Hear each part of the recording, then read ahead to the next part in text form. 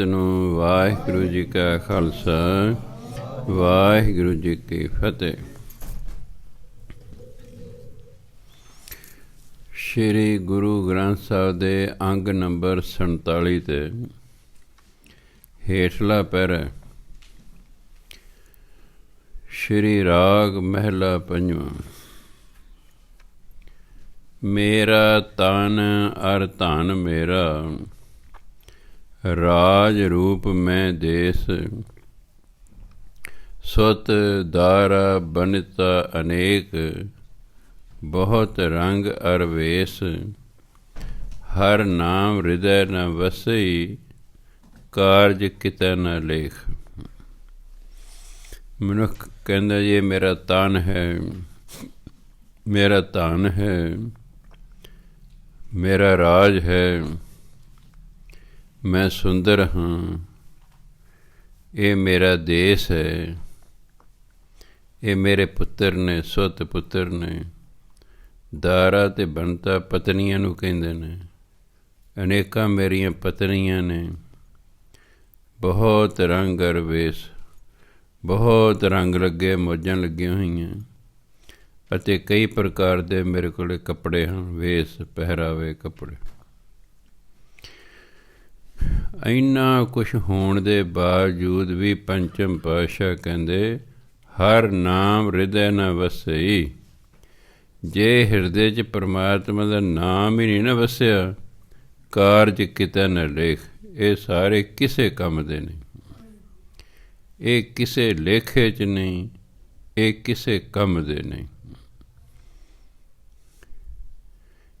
ਇੰਨਾ ਕੁਛ ਹੋਣ ਦੇ ਬਾਵਜੂਦ ਵੀ ਕਿ ਜੇ ਮਨੁੱਖ ਨਾਮ ਨਹੀਂ ਨਾ ਜਪਦਾ, ਇਹ ਸਭ ਵਿਅਰਥ ਹੈ।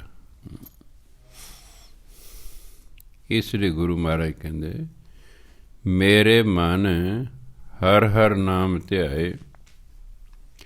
ਕਰ ਸੰਗਤ ਨਿਤ ਸਾਧ ਕੀ, ਗੁਰ ਚਰਨੀ ਚਿਤ ਲਾਏ। ਕਹਿੰਦੇ ਹੇ ਮੇਰੇ ਮਨਾ, ਹਰ ਹਰ ਨਾਮ ਧਿਆਏ। ਹਰੀ ਦਾ ਨਾਮ ਜਪ, ਪਰਮਾਤਮਾ ਦਾ ਨਾਮ ਜਪ। ਕਰ ਸੰਗਤ ਨਿਤ ਸਾਧ ਕੀ, ਅਤੇ ਹਮੇਸ਼ਾ ਗੁਰੂ ਦੀ ਸੰਗਤ ਕਰ, ਕਿਸੇ ਮਹਾਤਮਾ ਦੀ ਸੰਗਤ ਕਰ। ਗੁਰ ਚਰਨੀ ਚਿਤ ਲਾਏ, ਅਤੇ ਗੁਰੂ ਦੇ ਚਰਨਾਂ ਨਾਲ ਚਿੱਤ ਜੋੜ। ਇੱਥੇ ਗੁਰੂ ਦੇ ਚਰਨਾਂ ਤੋਂ ਭਾਵ ਹੈ ਗੁਰੂ ਦੀ ਬਾਣੀ ਨਾਲ, ਨਾਮ ਨਾਲ। ਗੁਰੂ ਦੀ ਬਾਣੀ ਨਾਲ, ਗੁਰੂ ਦੇ ਦਿੱਤੇ ਗੁਰਮੰਤਰ ਨਾਲ ਚਿੱਤ ਲਾ। ਸਤ ਸੰਗਤ ਕਰ, ਬਾਣੀ ਪੜ੍ਹ, ਨਾਮ ਜਪ।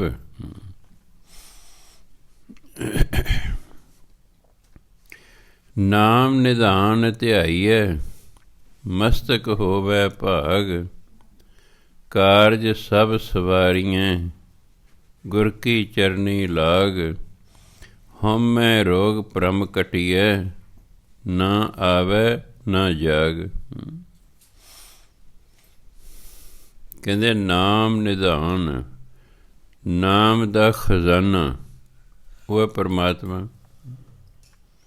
ਨਾਮ ਨਿਧਾਨ ਧਿਆਈਏ, ਜੋ ਨਾਮ ਦਾ ਖਜ਼ਾਨਾ ਪਰਮਾਤਮਾ ਨਾ, ਉਹਨੂੰ ਧਿਆਉਣਾ ਚਾਹੀਦਾ। ਮਸਤਕ ਹੋਵੇ ਭਾਗ, ਜੇ ਮੱਥੇ 'ਤੇ ਲਿਖਿਆ ਹੋਇਆ ਹੋਵੇ। ਜੇ ਵੱਡੇ ਭਾਗ ਹੋਣ ਫਿਰ ਪਰਮਾਤਮਾ ਦਾ ਨਾਮ ਜਪਿਆ ਜਾਂਦਾ। ਕਾਰਜ ਸਭ ਸਵਾਰੀਆਂ, ਗੁਰ ਕੀ ਚਰਨੀ ਲਾਗ। ਗੁਰੂ ਦੇ ਚਰਨਾਂ ਨਾਲ ਜੁੜ ਕੇ, ਭਾਵ ਇਸ ਬਾਣੀ ਨਾਲ ਜੁੜ ਕੇ ਆਪਣੇ ਸਾਰੇ ਕਾਰਜ ਸਵਾਰ ਲਓ। ਇਹ ਸਾਰੇ ਕਾਰਜ ਸਵਾਰੇ ਜਾ ਸਕਦੇ ਹਨ ਜੇ ਬੰਦਾ ਬਾਣੀ ਨਾਲ ਜੁੜ ਜਾਏ। ਆ ਮੇਰੇ ਕੋਲ 15 ਸਾਲਾਂ ਤੋਂ ਆ ਰਹੇ ਹਨ, ਉਹਨਾਂ ਨੂੰ ਮੈਂ ਬਾਣੀ 'ਚੋਂ ਸ਼ਬਦ ਦਿੰਦਾ ਨਾ ਕਿ ਭਾਈ ਆਹ ਜਾਪ ਕਰ, ਤੇਰਾ ਕਾਰਜ ਰਾਸ ਹੋ ਜਾਏਗਾ। ਬਾਣੀ ਨੇ ਸਾਡੇ ਕਾਰਜ ਰਾਸ ਕਰਨੇ ਹਨ। ਇਸ ਲਈ ਜਿਹੜਾ ਬਾਣੀ ਪੜ੍ਹਦਾ ਰਹਿੰਦਾ ਉਹਦੇ ਕਾਰਜ ਆਪਣੇ ਆਪ ਹੀ ਰਾਸ ਹੁੰਦੇ ਰਹਿੰਦੇ। ਉਹਨਾਂ ਨੂੰ ਚਿੰਤਾ ਕਰਨ ਦੀ ਲੋੜ ਹੀ ਨਹੀਂ ਪੈਂਦੀ।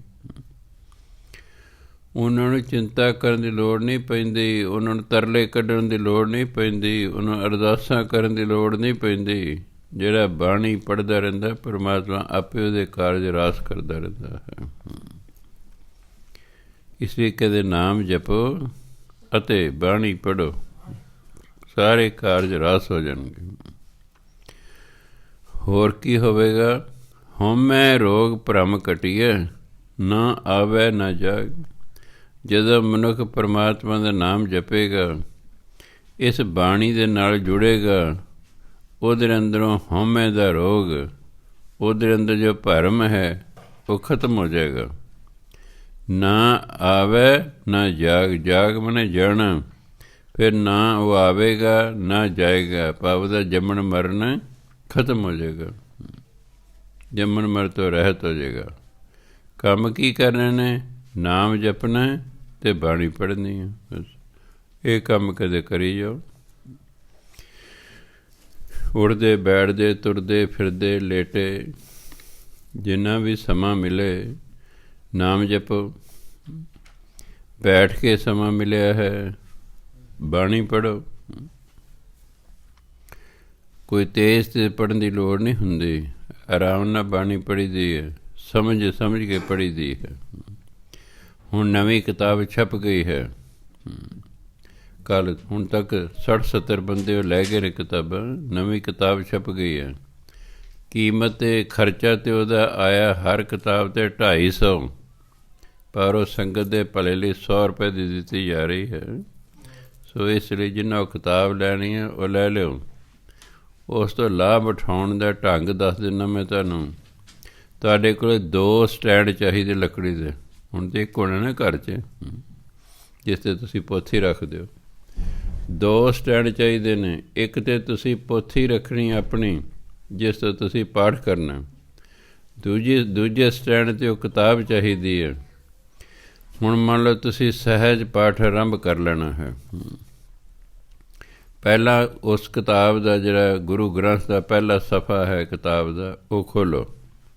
ਉੱਥੇ ਪਹਿਲਾਂ ਲਿਖਿਆ ਉਚਾਰਨ, ਪਹਿਲਾਂ ਉਹਦੇ ਉਚਾਰਨ ਪੜ੍ਹੋ। ਉਹਦੇ ਹੇਠਾਂ ਲਿਖੇ ਨੇ ਫਿਰ ਔਖੇ ਸ਼ਬਦਾਂ ਦੇ ਅਰਥ, ਫਿਰ ਉਸੇ ਸਫ਼ੇ ਜਿਹੜੇ ਔਖੇ ਸ਼ਬਦ ਆਏ ਨੇ ਉਹਨਾਂ ਦੇ ਅਰਥ ਦਿੱਤੇ ਹੋਏ ਨੇ, ਫਿਰ ਉਹ ਅਰਥ ਪੜ੍ਹੋ। ਜਦੋਂ ਉਚਾਰਨ ਅਤੇ ਅਰਥ ਪੜ੍ਹ ਲਓ, ਫਿਰ ਆਪਣੀ ਪੋਥੀ ਦੇ ਉੱਤੇ ਪਹਿਲਾ ਸਫ਼ਾ ਪਾਠ ਕਰੋ। ਪਾਠ ਕਰਦੇ ਕੋਈ ਦਿੱਕਤ ਆਵੇ ਤੁਹਾਨੂੰ ਵੀ ਇਸ ਸ਼ਬਦ ਨੂੰ ਕੀ ਬੋਲਣਾ ਹੈ, ਉਹ ਕਿਤਾਬ ਤੋਂ ਉਚਾਰਨ ਵੇਖ ਲਓ। ਕਿਸੇ ਸ਼ਬਦ ਦਾ ਅਰਥ ਨਹੀਂ ਆਇਆ ਸਮਝ ਆ ਰਿਹਾ, ਉਹ ਕਿਤਾਬ ਤੋਂ ਉਹਦਾ ਅਰਥ ਵੇਖ ਲਓ। ਇਸ ਤਰ੍ਹਾਂ ਤੁਸੀਂ ਉਹਦਾ ਪਾਠ ਕਰਨਾ। ਇਸ ਤਰ੍ਹਾਂ ਸਫ਼ਾ ਕਰ ਲਿਆ, ਫਿਰ ਦੂਜਾ, ਫਿਰ ਤੀਜਾ। 1 ਘੰਟਾ ਮੰਨ ਲਓ ਤੁਸੀਂ ਨਿਸ਼ਚਿਤ ਕਰ ਲਿਆ ਮੈਂ 1 ਘੰਟਾ ਇਹ ਪਾਠ ਕਰਨਾ। 1 ਘੰਟੇ 5 ਸਫ਼ੇ ਹੁੰਦੇ ਨੇ, 6 ਹੁੰਦੇ ਨੇ, ਜਿੰਨੇ ਵੀ ਹੁੰਦੇ ਨੇ ਉਹਨੇ ਕਰ ਲੈਣੇ ਨੇ। ਪਹਿਲਾਂ ਜਿਹੜੀ ਮੈਂ ਕਿਤਾਬ ਲਿਖੀ ਹੈ ਉਹਦੇ ਪਹਿਲਾ ਸਫ਼ਾ ਕੱਢਣਾ, ਉਹਦਾ ਜਿਹੜੇ ਉਚਾਰਨ ਲਿਖੇ ਨੇ ਉਹ ਪੜ੍ਹਨੇ ਨੇ, ਉਹਦੇ ਹੇਠਾਂ ਜਿਹੜੇ ਔਖੇ ਸ਼ਬਦ ਦੇ ਅਰਥ ਲਿਖੇ ਨੇ ਉਹ ਪੜ੍ਹਨੇ ਨੇ। ਜਦੋਂ ਪਹਿਲਾਂ ਉਹ ਪੜ੍ਹ ਲਵੋਗੇ, ਫਿਰ ਆਪਣੀ ਪੋਥੀ ਜਿਹੜੀ ਹੈ ਉਸ ਦੇ ਉੱਤੇ ਤੁਸੀਂ ਪਹਿਲਾ ਸਫ਼ਾ ਪੜ੍ਹਨਾ ਗੁਰੂ ਗ੍ਰੰਥ ਸਾਹਿਬ ਦਾ। ਇਸੇ ਤਰ੍ਹਾਂ ਫਿਰ ਉਹਦਾ ਦੂਜਾ ਸਫ਼ਾ ਜਿਹੜਾ ਹੈ ਉਹ ਕਰ ਲੈਣਾ ਹੈ ਪੋਥੀ ਦਾ, ਨਾ ਜੀ ਕਿਤਾਬ ਦਾ। ਫਿਰ ਉਚਾਰਨ ਪੜ੍ਹੋ ਉਹਦੇ ਦੂਜੇ ਸਫ਼ੇ ਦੇ, ਉਹਦੇ ਫਿਰ ਅਰਥ ਪੜ੍ਹੋ। ਪੜ੍ਹਨ ਤੋਂ ਬਾਅਦ ਫਿਰ ਜਿਹੜੀ ਆਪਣੀ ਪੋਥੀ ਹੈ ਉਹਦਾ ਦੂਜਾ ਸਫ਼ਾ ਪੜ੍ਹੋ। ਇਸ ਤਰ੍ਹਾਂ ਪੜ੍ਹਦੇ ਜਾਓ। ਇੱਕ ਤਾਂ ਤੁਹਾਡਾ ਪਾਠ ਸ਼ੁੱਧ ਹੋ ਜਾਏਗਾ, ਨਾਲ ਨਾਲ ਤੁਹਾਨੂੰ ਔਖੇ ਸ਼ਬਦਾਂ ਦੇ ਜਦੋਂ ਅਰਥ ਆ ਜਾਣਗੇ, ਬਾਣੀ ਸਮਝ ਆ ਜਾਏਗੀ। 1 ਸਾਲ ਸ਼ਾਇਦ ਤੁਹਾਨੂੰ ਲੱਗ ਜਾਏ, ਪਰ ਉਸ ਤੋਂ ਬਾਅਦ ਫਿਰ ਤੁਹਾਨੂੰ ਬਹੁਤ ਗਿਆਨ ਹੋ ਜਾਏਗਾ। ਤੁਹਾਡਾ ਪਾਠ ਵੀ ਸ਼ੁੱਧ ਹੋ ਜਾਏਗਾ ਅਤੇ ਬਹੁਤ ਸਾਰੀ ਬਾਣੀ ਵੀ ਤੁਹਾਨੂੰ ਸਮਝ ਆਉਣ ਲੱਗ ਜਾਏਗੀ। ਫਿਰ ਜੋ ਪਾਠ ਕਰੇ ਬੜਾ ਆਨੰਦ ਆਵੇਗਾ। ਜਦੋਂ ਵੀ ਪਾਠ ਕਰਨਾ ਬਸ ਇਸੇ ਤਰ੍ਹਾਂ ਕਰਨਾ, ਉਂਝ ਨਹੀਂ ਕਰੀ ਜਾਣਾ ਪਾਠ। ਦੂਜੀ ਵਾਰੀ ਵੀ ਮੰਨ ਲਓ ਤੁਸੀਂ ਕਰਦੇ ਹੋ, ਦੂਸਰੀ ਵਾਰੀ ਲੱਗੇ ਪਾਠ ਉਸੇ ਤਰ੍ਹਾਂ ਫਿਰ ਕਰਨਾ। ਪਹਿਲਾਂ ਉਚਾਰਨ ਪੜ੍ਹਨੇ ਨੇ, ਫਿਰ ਅਰਥ ਪੜ੍ਹਨੇ ਨੇ, ਫਿਰ ਪੋਥੀ ਦਾ ਸਫ਼ਾ ਪੜ੍ਹਨਾ। ਐਂ ਜਦ ਤੁਸੀਂ 1-2 ਵਾਰੀ ਇਸ ਤਰ੍ਹਾਂ ਸਾਰੇ ਗੁਰੂ ਗ੍ਰੰਥ ਕਰ ਲਓਗੇ, ਬਹੁਤ ਤੁਹਾਨੂੰ ਆਨੰਦ ਆਏਗਾ। ਉਚਾਰਨ ਸ਼ੁੱਧ ਹੋ ਜਾਏਗਾ, ਪਾਠ ਤੁਹਾਡਾ ਸ਼ੁੱਧ ਹੋ ਜਾਏਗਾ, ਅਰਥ ਤੁਹਾਨੂੰ ਬਾਣੀ ਸਮਝ ਆ ਜਾਏਗੀ, ਫਿਰ ਆਨੰਦ ਹੀ ਆਨੰਦ ਹੈ। ਸੋ ਇਸ ਤਰ੍ਹਾਂ ਕਰਨਾ। ਜਿੰਨਾ ਕਿਤਾਬ ਨਹੀਂ ਲਈ ਉਹ ਜਾਂਦੇ ਹੋਏ 100 ਰੁਪਏ ਦਿਓ, ਉਹ ਲੈ ਜਾਓ। ਅੱਜ ਲਿਓ, ਕੱਲ੍ਹ ਪਰਸੋਂ ਚੌਥੇ ਜਿਹੜੇ ਵੀ ਕਥਾ ਸੁਣ ਰਹੇ ਹੋ, ਜਿੱਥੇ ਜਿੱਥੇ ਬੈਠੇ ਹੋ, ਉਹ ਤੁਸੀਂ ਕਿਤਾਬ ਲਿਜਾ ਸਕਦੇ ਹੋ। ਮੈਂ 2 ਵਜੇ ਤੋਂ ਬਾਅਦ ਸ਼ਾਮ ਦੇ 6:30 ਵਜੇ ਤੱਕ ਘਰ ਹੀ ਹੁੰਨਾ। ਫਿਰ ਤਾਂ ਮੈਂ ਉੱਪਰ ਆਉਣਾ ਹੁੰਦਾ ਚਾਹ ਪਾਣੀ ਪੀ ਕੇ।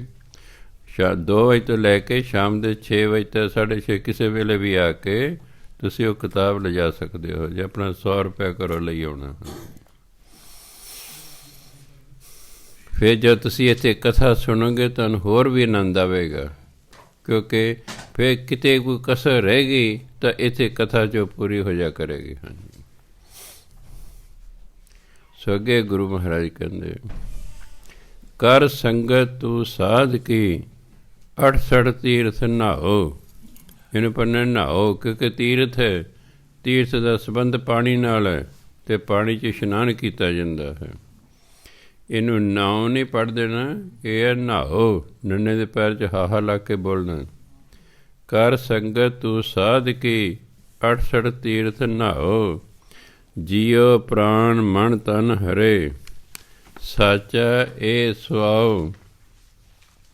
ਐਥੇ ਮਿਲੈ ਵਡਾਈਆਂ, ਦਰਗਾਹ ਪਾਵੇਂ ਥਾਂ। ਕਰ ਸੰਗਤ ਤੂੰ ਸਾਧ ਕੀ, ਕਹਿੰਦੇ ਭਾਈ ਗੁਰੂ ਦੀ ਸੰਗਤ ਕਰ। ਇਹਦਾ ਕੀ ਫਲ ਹੈ? 68 ਤੀਰਥ ਨਹਾਓ।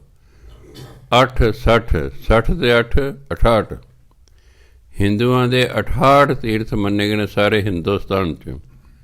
ਹਿੰਦੂ ਧਰਮ ਅਨੁਸਾਰ ਜਿਹੜਾ 68 ਤੀਰਥਾਂ ਦਾ ਇਸ਼ਨਾਨ ਕਰ ਲੈਂਦਾ, ਕਹਿੰਦੇ ਉਹ ਮੁਕਤ ਹੋ ਜਾਂਦਾ ਹੈ। ਬਾਣੀ ਕਹਿੰਦੀ ਹੈ ਤੁਸੀਂ ਗੁਰੂ ਦੀ ਸੰਗਤ ਕਰੋ, ਤੁਹਾਨੂੰ 68 ਤੀਰਥਾਂ ਦੇ ਇਸ਼ਨਾਨ ਦਾ ਫਲ ਮਿਲ ਜਾਏਗਾ। ਦੇਖੋ ਇੱਥੇ ਤੁਸੀਂ ਤੀਰਥ ਇਸ਼ਨਾਨ ਕਰ ਰਹੇ ਹੋ, ਆਪ ਜੀ ਗੁਰੂ ਦੀ ਸੰਗਤ ਕਰ ਰਹੇ ਹੋ, ਗੁਰੂ ਦੀ ਕਹੀ ਗੱਲ ਨੂੰ ਸਮਝ ਰਹੇ ਹੋ ਵੀ ਗੁਰੂ ਮਹਾਰਾਜ ਸਾਨੂੰ ਕੀ ਕਹਿੰਦੇ ਆ, ਉਹਨੂੰ ਸਮਝ ਰਹੇ ਹੋ, ਆਪਾਂ ਵਿਚਾਰ ਕਰ ਰਹੇ ਹਾਂ। ਸੋ 68 ਤੀਰਥਾਂ ਦੇ ਇਸ਼ਨਾਨ ਤੁਹਾਡਾ ਹੁਣੇ ਹੀ ਹੋ ਰਿਹਾ ਹੈ, ਤੁਹਾਨੂੰ ਕਿਸੇ ਤੀਰਥਾਂ ਜਾਣ ਦੀ ਲੋੜ ਹੀ ਨਹੀਂ ਹੈਗੀ। ਕਰ ਸੰਗਤ ਤੂੰ ਸਾਧ ਕੀ 68 ਤੀਰਥ ਨਹਾਓ। ਜੀਓ ਪ੍ਰਾਣ ਮਨ ਤਨ ਹਰੇ, ਸਾਚਾ ਇਹ ਸੁਆਵ। ਸੁਆਵ ਹੁੰਦਾ ਸਵਾਰਥ, ਮਨੋਰਥ, ਪ੍ਰਯੋਜਨ, ਉਦੇਸ਼। ਫਿਰ ਜਦ ਤੁਸੀਂ ਕਹਿੰਦੇ ਗੁਰੂ ਦੀ ਸੰਗਤ ਕਰੋਗੇ ਨਾ, ਜੀਓ ਜਿੰਦ ਪ੍ਰਾਣ ਮਨ ਤਨ ਹਰੇ ਭਰੇ ਹੋ ਜਾਣਗੇ, ਖਿੜ ਉੱਠਣਗੇ। ਸਾਚਾ ਇਹ ਸੋ, ਤੇ ਜੀਵਨ ਦਾ ਮਨੋਰਥ ਅਸਲ 'ਚ ਇਹੀ ਹੈ ਵੀ ਸਾਡਾ ਮਨ ਤਨ ਹਰਿਆ ਭਰਿਆ ਹੋ ਜਾਏ। ਕਿਉਂਕਿ ਜਦੋਂ ਗੁਰੂ ਦੀ ਸੰਗਤ ਕਰਦਾ ਹੈ ਫਿਰ ਗੁਰੂ ਦੀ ਗੱਲ ਸੁਣਦਾ ਹੈ। ਗੁਰੂ ਦੀ ਗੱਲ ਸੁਣਦਾ ਸੁਣਦਾ ਫਿਰ ਇੱਕ ਦਿਨ ਮੰਨਣੀ ਸ਼ੁਰੂ ਕਰ ਦਿੰਦਾ, ਅਤੇ ਜਦੋਂ ਮੰਨਣੀ ਸ਼ੁਰੂ ਕਰਦਾ ਫਿਰ ਗੁਰਬਾਣੀ ਮੰਨੇ ਕੀ ਗਤ ਕਹੀ ਨਾ ਜਾਏ। ਆਤਮਿਕ ਅਵਸਥਾ ਬਹੁਤ ਉੱਚੀ ਹੋ ਜਾਂਦੀ ਹੈ ਜਿਉਂ ਜਿਉਂ ਅਸੀਂ ਗੁਰੂ ਦੀ ਗੱਲ ਨੂੰ ਮੰਨਦੇ ਹਾਂ। ਸੁਣਨ ਨਾਲ ਹੀ ਆਤਮਿਕ ਅਵਸਥਾ ਉੱਚੀ ਹੋ ਜਾਂਦੀ ਹੈ। ਸੁਣੇ ਸਿੱਧ ਪੀਰ ਸੁਰਨਾਥ। ਜੇ ਕਿਤੇ ਕੋਈ ਗੁਰੂ ਦੀ ਗੱਲ ਨੂੰ, ਇਸ ਬਾਣੀ ਨੂੰ ਧਿਆਨ ਨਾਲ ਸੁਣਦਾ ਹੀ ਰਹੇ ਤਾਂ ਵੀ ਬਹੁਤ ਪ੍ਰਾਪਤੀ ਹੋ ਜਾਂਦੀ ਹੈ। ਅਤੇ ਜੇ ਅਸੀਂ ਮੰਨ ਲਈਏ ਫਿਰ ਤਾਂ ਆਪਾਂ ਮਹਾਂਪੁਰਖ ਬਣ ਜਾਵਾਂਗੇ ਨਾ। ਹੋਰ ਕੀ ਕਹਿੰਦਾ ਮਿਲੇਗਾ? ਜੇ ਗੁਰੂ ਦੀ ਸੰਗਤ ਕਰੋ ਹੋਰ ਕੀ ਮਿਲੇਗਾ? ਇੱਥੇ ਮਿਲੇ ਵਡਾਈਆਂ, ਇੱਥੇ ਕਹਿੰਦਾ ਵਡਿਆਈ ਮਿਲੇਗੀ। ਵਡਿਆਈਆਂ ਕਰਨਗੇ ਲੋਕ ਭਾਈ, ਸਤਸੰਗ ਕਰਦਾ ਬੰਦਾ ਹੈ ਕੋਈ, ਜਿਹੜਾ ਠੇਕੇ ਦਾ ਤਾਂ ਨਹੀਂ ਨਾ ਜਾਂਦਾ, ਸਤ ਸੰਗਤ ਕਰ ਰਿਹਾ, ਗੁਰੂ ਦੀ ਸੰਗਤ ਕਰ ਰਿਹਾ ਹੈ। ਦਰਗਾਹ ਪਾਵੇਂ ਥਾਂ, ਦਰਗਾਹ ਪਾਵੇਂ ਥਾਂ, ਅਤੇ ਉਹਨਾਂ ਦਰਗਾਹ ਦੇ ਵਿੱਚ ਫਿਰ ਸਥਾਨ ਮਿਲ ਜਾਂਦਾ ਰਹਿਣ ਨੂੰ। ਪਰ ਜਮਨ ਮਰਨ ਖਤਮ ਹੋ ਗਿਆ, ਸੱਚਖੰਡ 'ਚ ਬੰਦਾ ਪ੍ਰਵੇਸ਼ ਕਰ ਗਿਆ। ਕਰਨਾ ਕੀ ਹੈ? ਸੰਗਤ ਕਰਨੀ ਬਸ। ਜਿਵੇਂ ਆਪਾਂ ਹੁਣ ਸੰਗਤ ਕਰ ਰਹੇ ਇਸ ਤਰ੍ਹਾਂ ਸੰਗਤ ਕਰਨੀ ਹੈ। ਗੁਰੂ ਦੀ ਗੱਲ ਨੂੰ ਧਿਆਨ ਨਾਲ ਸੁਣਨਾ, ਸਮਝਣਾ, ਸੁਣਨਾ। ਕਰੇ ਕਰਾਏ ਆਪ ਪ੍ਰਭ, ਸਭ ਕਿਛ ਤਿਸ ਹੀ ਹਾਥ। ਮਾਰ ਆਪੇ ਜੀ ਵਾਲਦਾ, ਅੰਤਰ ਬਾਹਰ ਸਾਥ। ਨਾਨਕ ਪ੍ਰਭ ਸ਼ਰਨਾਗਤੀ, ਸਰਬ ਘਟਾਂ ਕੇ ਨਾਥ। ਘਟਾਂ ਸਰੀਰਾਂ। ਕਰੇ ਕਰਾਏ ਆਪ ਪ੍ਰਭ, ਕਰਨ ਵਾਲਾ ਵੀ ਆਪ ਹੈ, ਕਰਾਉਣ ਵਾਲਾ ਵੀ ਆਪ ਹੈ। ਪਰਮਾਤਮਾ ਜੋ ਮਰਜ਼ੀ ਹੈ ਕਰ ਸਕਦਾ, ਜੋ ਮਰਜ਼ੀ ਹੈ ਕਰਵਾ ਸਕਦਾ ਹੈ। ਉਹ ਕੀੜੀ ਤੋਂ ਹਾਥੀ ਨੂੰ ਮਰਵਾ ਸਕਦਾ, ਉਹਨੇ ਸ਼ਕਤੀ ਦੇਣੀ ਹੈ। ਇੱਕ ਅਨਪੜ੍ਹ ਹੈ, ਇਤਿਹਾਸ ਤਾਂ ਉਹਨੂੰ ਗੂੰਗਾ ਅਤੇ ਬੋਲਾ ਵੀ ਲਿਖਿਆ ਹੋਇਆ ਹੈ। ਚਲੋ ਅਨਪੜ੍ਹ ਹੀ ਸਮਝ ਲਓ, ਉਹ ਤਾਂ ਉਸ ਨੂੰ ਤਾਂ ਸਾਰੇ ਮੰਨਦੇ। ਛੱਜੂ ਝਿਓਰ ਅਨਪੜ੍ਹ ਸੀ, ਗੁਰੂ ਮਹਾਰਾਜ ਨੇ ਕਿਰਪਾ ਕੀਤੀ, ਉਸ ਤੋਂ ਸੰਸਕ੍ਰਿਤ ਦੇ ਸ਼ਲੋਕਾਂ ਦੇ ਅਰਥ ਕਰਵਾਤੇ। ਗੀਤਾ ਸੰਸਕ੍ਰਿਤ 'ਚ ਲਿਖੀ ਹੋਈ ਹੈ, ਪੰਡਿਤ ਗੀਤਾ ਦੇ ਸ਼ਲੋਕ ਬੋਲ ਰਿਹਾ ਅਤੇ ਛੱਜੂ ਝਿਓਰ ਵਿਦਵਾਨਾਂ ਦੀ ਤਰ੍ਹਾਂ ਉਹਦੀ ਵਿਆਖਿਆ ਕਰ ਰਿਹਾ ਹੈ। ਕਰੇ ਕਰਾਏ ਆਪ। ਪਰਮਾਤਮਾ ਜੋ ਚਾਹੇ ਕਰ ਸਕਦਾ, ਜੋ ਚਾਹੇ ਕਰਾ ਸਕਦਾ ਹੈ। ਸਭ ਕੁਛ ਤਿਸ ਹੀ ਹੱਥ, ਕਿਉਂਕਿ ਸਾਰਾ ਕੁਝ ਉਹਦੇ ਹੱਥ ਵਿੱਚ ਹੈ। ਆਪਾਂ ਤਾਂ ਕਈ ਵਾਰੀ ਕਹਿੰਦੇ ਭਾਈ ਇਹ ਮੇਰੇ ਵੱਸ 'ਚ ਨਹੀਂ ਹੈ। ਵੱਡੇ ਵੱਡੇ ਡਾਕਟਰ ਕਈ ਵਾਰੀ ਹੱਥ ਖੜ੍ਹੇ ਕਰ ਦਿੰਦੇ ਜੀ, ਨਾ ਜੇ ਸਾਡੇ ਵੱਸ 'ਚ ਨਹੀਂ ਹੈ, ਇਹਨੂੰ ਕਿਤੇ ਹੋਰ ਲੈ ਜਾਓ।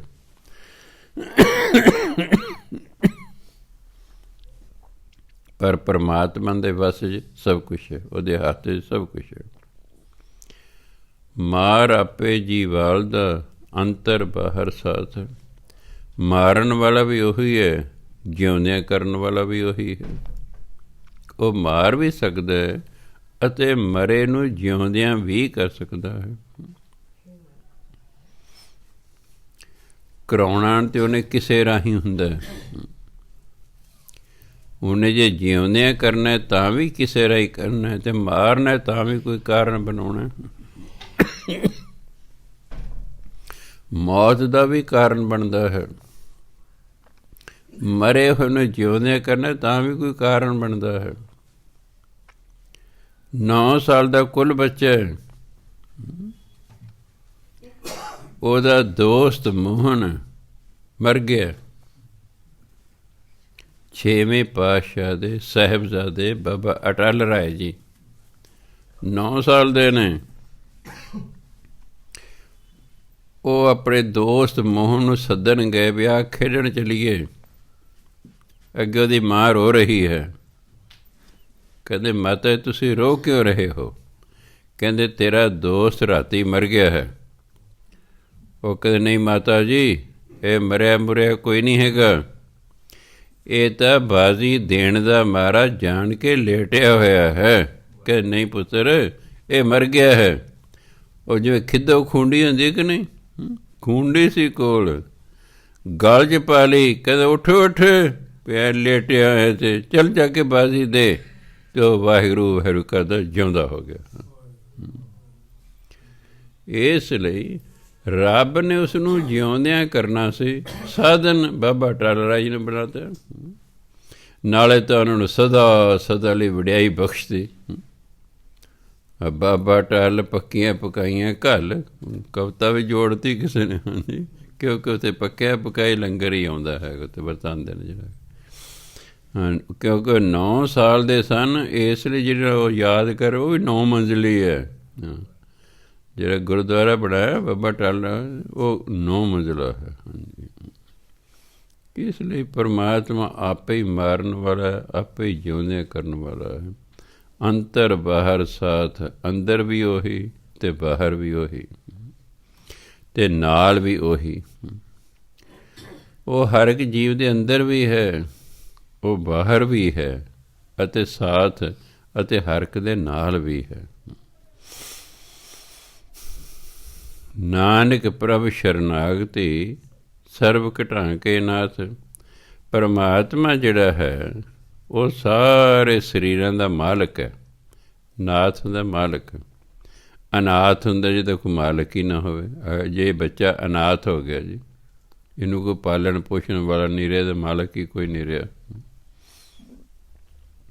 ਪਰਮਾਤਮਾ ਸਾਰੇ ਸਰੀਰਾਂ ਦਾ ਮਾਲਕ ਹੈ। ਨਾਨਕ ਪ੍ਰਭ ਸ਼ਰਨਾਗਤੀ। ਗੁਰੂ ਮਹਾਰਾਜ ਕਹਿੰਦੇ ਅਸੀਂ ਤਾਂ ਪਰਮਾਤਮਾ ਦੀ ਸ਼ਰਨ ਵਿੱਚ ਹਾਂ, ਅਸੀਂ ਉਹਦੀ ਸ਼ਰਨ 'ਚ ਹਾਂ। ਉਹਦੀ ਸ਼ਰਨ 'ਚ ਹੀ ਆਉਣਾ। ਜੇ ਗੁਰੂ ਮਹਾਰਾਜ ਦੀ ਸ਼ਰਨ 'ਚ ਨੇ ਤਾਂ ਫਿਰ ਅਸੀਂ ਕਿਹਦੇ ਵਿਚਾਰੇ ਹਾਂ? ਅਸੀਂ ਫਿਰ ਕਿਹਦੇ ਵਿਚਾਰੇ ਹਾਂ? ਸਾਨੂੰ ਵੀ ਉਹਦੀ ਸ਼ਰਨ 'ਚ ਆਉਣਾ ਚਾਹੀਦਾ ਹੈ ਵੀ ਜਿਵੇਂ ਪਰਮਾਤਮਾ ਕਹੇ ਉਵੇਂ ਕਰਨਾ ਹੈ। ਬਸ ਫਿਰ ਜ਼ਿੰਦਗੀ ਤਾਂ ਉੱਦਾਂ ਹੀ ਬਦਲਣੀ ਸ਼ੁਰੂ ਹੋ ਜਾਂਦੀ ਹੈ। ਜਿਵੇਂ ਗੁਰੂ ਮਹਾਰਾਜ ਕਹਿੰਦੇ, ਪਰਮਾਤਮਾ ਜੋ ਕਹਿੰਦਾ ਉਹੀ ਗੁਰੂ ਮਹਾਰਾਜ ਕਹਿੰਦੇ, ਦੋਨਾਂ 'ਚ ਅੰਤਰ ਨਹੀਂ ਹੈ, ਸਿਰਫ ਸਰੀਰਾਂ ਦਾ ਅੰਤਰ ਹੈ, ਸਿਰਫ ਸਰੀਰਾਂ ਦਾ ਅੰਤਰ ਹੈ। ਅੰਦਰੋਂ ਗਿਆਨ ਇੱਕੋ ਹੈ, ਰੱਬੀ ਗਿਆਨ ਹੈ। ਗੁਰੂ ਕੋਲ ਅੰਦਰ ਰੱਬੀ ਗਿਆਨ ਹੁੰਦਾ, ਗਿਆਨ ਦੀ ਸਾਂਝ ਹੁੰਦੀ ਹੈ। ਜੋ ਪਰਮਾਤਮਾ ਦਾ ਗਿਆਨ ਹੈ ਉਹ ਗੁਰੂ ਦਾ ਗਿਆਨ ਹੁੰਦਾ ਹੈ। ਇਸ ਲਈ ਗੁਰ ਪਰਮੇਸ਼ਰ ਇੱਕੋ ਜਿਹਾ। ਗੁਰੂ ਨੂੰ ਰੱਬ ਰੂਪ ਸਮਝਣਾ ਹੈ, ਗੁਰੂ ਨੂੰ ਰੱਬ ਰੂਪ ਸਮਝਣਾ ਹੈ।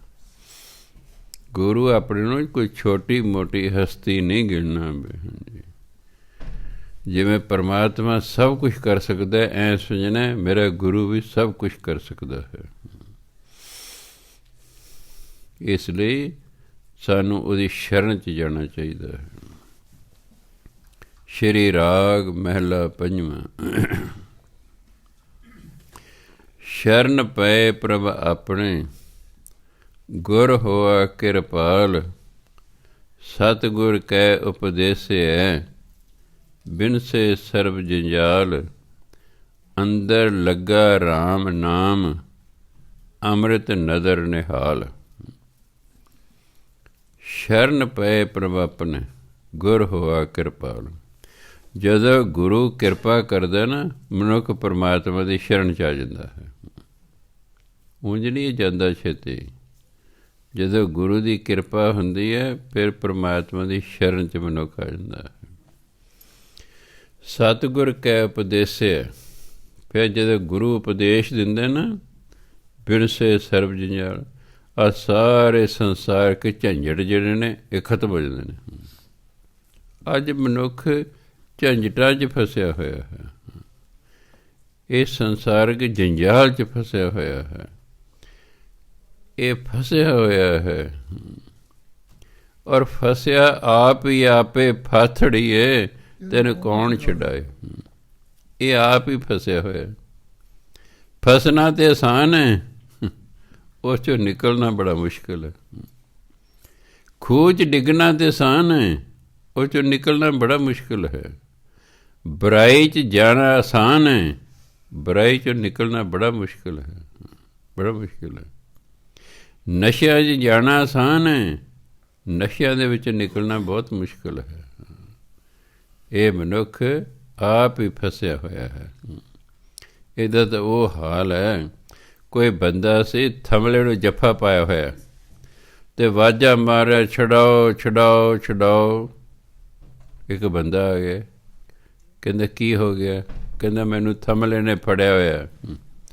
ਉਹ ਕਹਿੰਦਾ ਮੂਰਖਾ, ਥਮਲੇ ਨੇ ਤੈਨੂੰ ਨਹੀਂ ਫੜਿਆ, ਤੂੰ ਥਮਲੇ ਨੂੰ ਫੜਿਆ, ਤੂੰ ਛੱਡ ਦੇ ਇਹਨੂੰ, ਛੱਡ ਦੇ।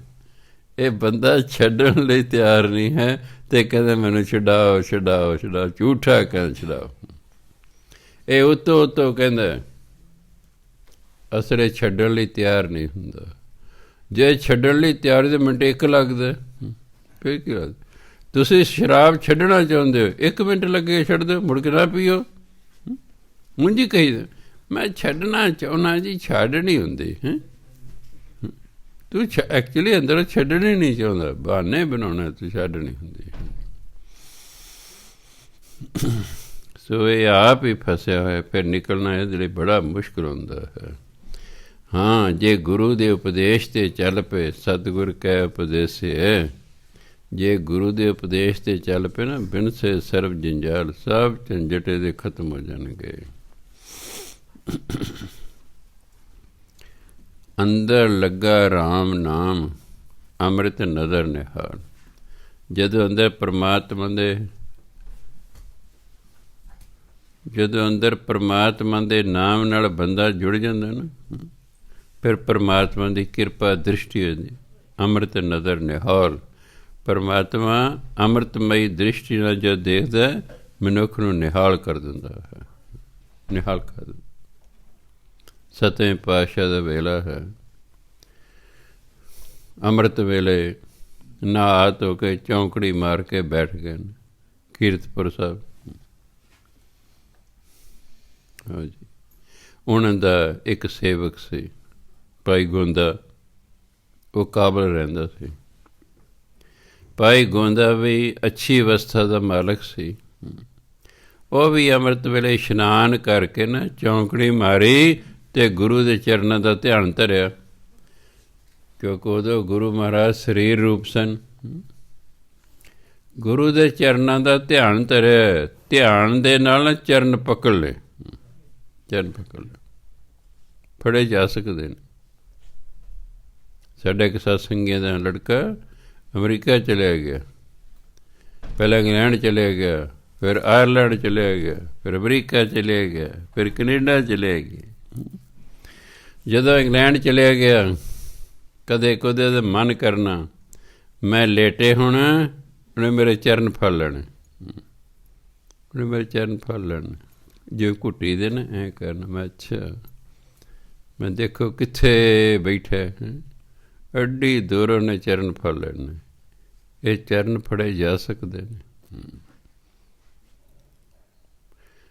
ਬਸ ਅੰਦਰ ਕੋਈ ਥੋੜ੍ਹਾ ਤੱਤ ਹੋਣਾ ਚਾਹੀਦਾ।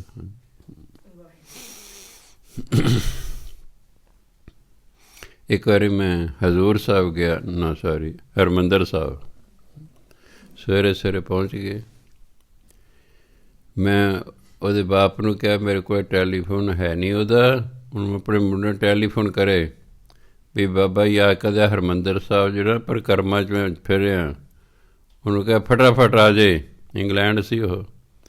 ਬਾਪ ਨੇ ਟੈਲੀਫੋਨ ਕੀਤਾ ਵੀ ਤੈਨੂੰ ਬਾਬਾ ਜੀ ਯਾਦ ਕਰਦੇ ਨੇ, ਅਜੇ ਹੀ ਨਹੀਂ ਕਿਹਾ ਮੇਰੇ ਨਾਲ ਆ ਕੇ ਤੁਰਨ ਲੱਗ ਗਿਆ। ਇਹ ਸਭ ਕੁਛ ਹੋ ਸਕਦਾ ਹੁੰਦਾ ਹੈ। ਸੋ ਇਸ ਲਈ ਇਹ ਗੁਰੂ ਦੇ ਚਰਨ ਪਕੜੇ ਜਾ ਸਕਦੇ ਨੇ। ਭਾਈ ਗੋਂਦੇ ਨੇ ਗੁਰੂ ਮਹਾਰਾਜ ਦੇ ਚਰਨ ਪਕੜ ਲਏ। ਗੁਰੂ ਮਹਾਰਾਜ ਨੂੰ ਪਤਾ ਲੱਗ ਗਿਆ ਵੀ ਉਹ ਕਾਬਲ 'ਚ ਮੇਰਾ ਸਿੱਖ ਬੈਠਾ, ਉਹਨੇ ਮੇਰੇ ਚਰਨ ਫੜ ਲੈਣੇ। ਉਹ ਛੱਡ ਨਹੀਂ ਰਿਹਾ, ਗੁਰੂ ਮਹਾਰਾਜ ਉੱਠ ਨਹੀਂ ਰਹੇ। ਦਿਨ ਚੜ੍ਹ ਗਿਆ, ਸੰਗਤ ਆ ਗਈ, ਧੁੱਪ ਚੜ੍ਹ ਗਈ, ਗੁਰੂ ਮਹਾਰਾਜ ਅੱਖਾਂ ਬੰਦ ਕੇ ਚੌਂਕੜੀ ਬੈਠੇ ਨੇ। ਸੰਗਤ ਸੋਚ ਰਹੇ ਨੇ ਸੇਵਾਦਾਰ ਵੀ ਸੰਗਤ ਨੂੰ ਰੋਟੀ ਖਵਾਉਣੀ ਹੈ। ਗੁਰੂ ਮਹਾਰਾਜ ਸਾਵਧਾਨ ਹੋਣ, ਇਹ ਭੋਗ ਲਾਉਣ, ਫਿਰ ਵਰਤਾਈਏ ਅਸੀਂ ਲੰਗਰ। ਕਾਫੀ ਦੇਰ ਬਾਅਦ ਗੁਰੂ ਅੱਖਾਂ ਖੋਲ੍ਹੀਆਂ ਅਤੇ ਹੱਥ ਸੱਜੇ ਉੱਪਰ ਚੱਕ ਕਹਿੰਦੇ ਸਿੱਖਾ ਨਿਹਾਲ ਨਿਹਾਲ ਨਿਹਾਲ 3 ਵਾਰੀ ਕਿਹਾ।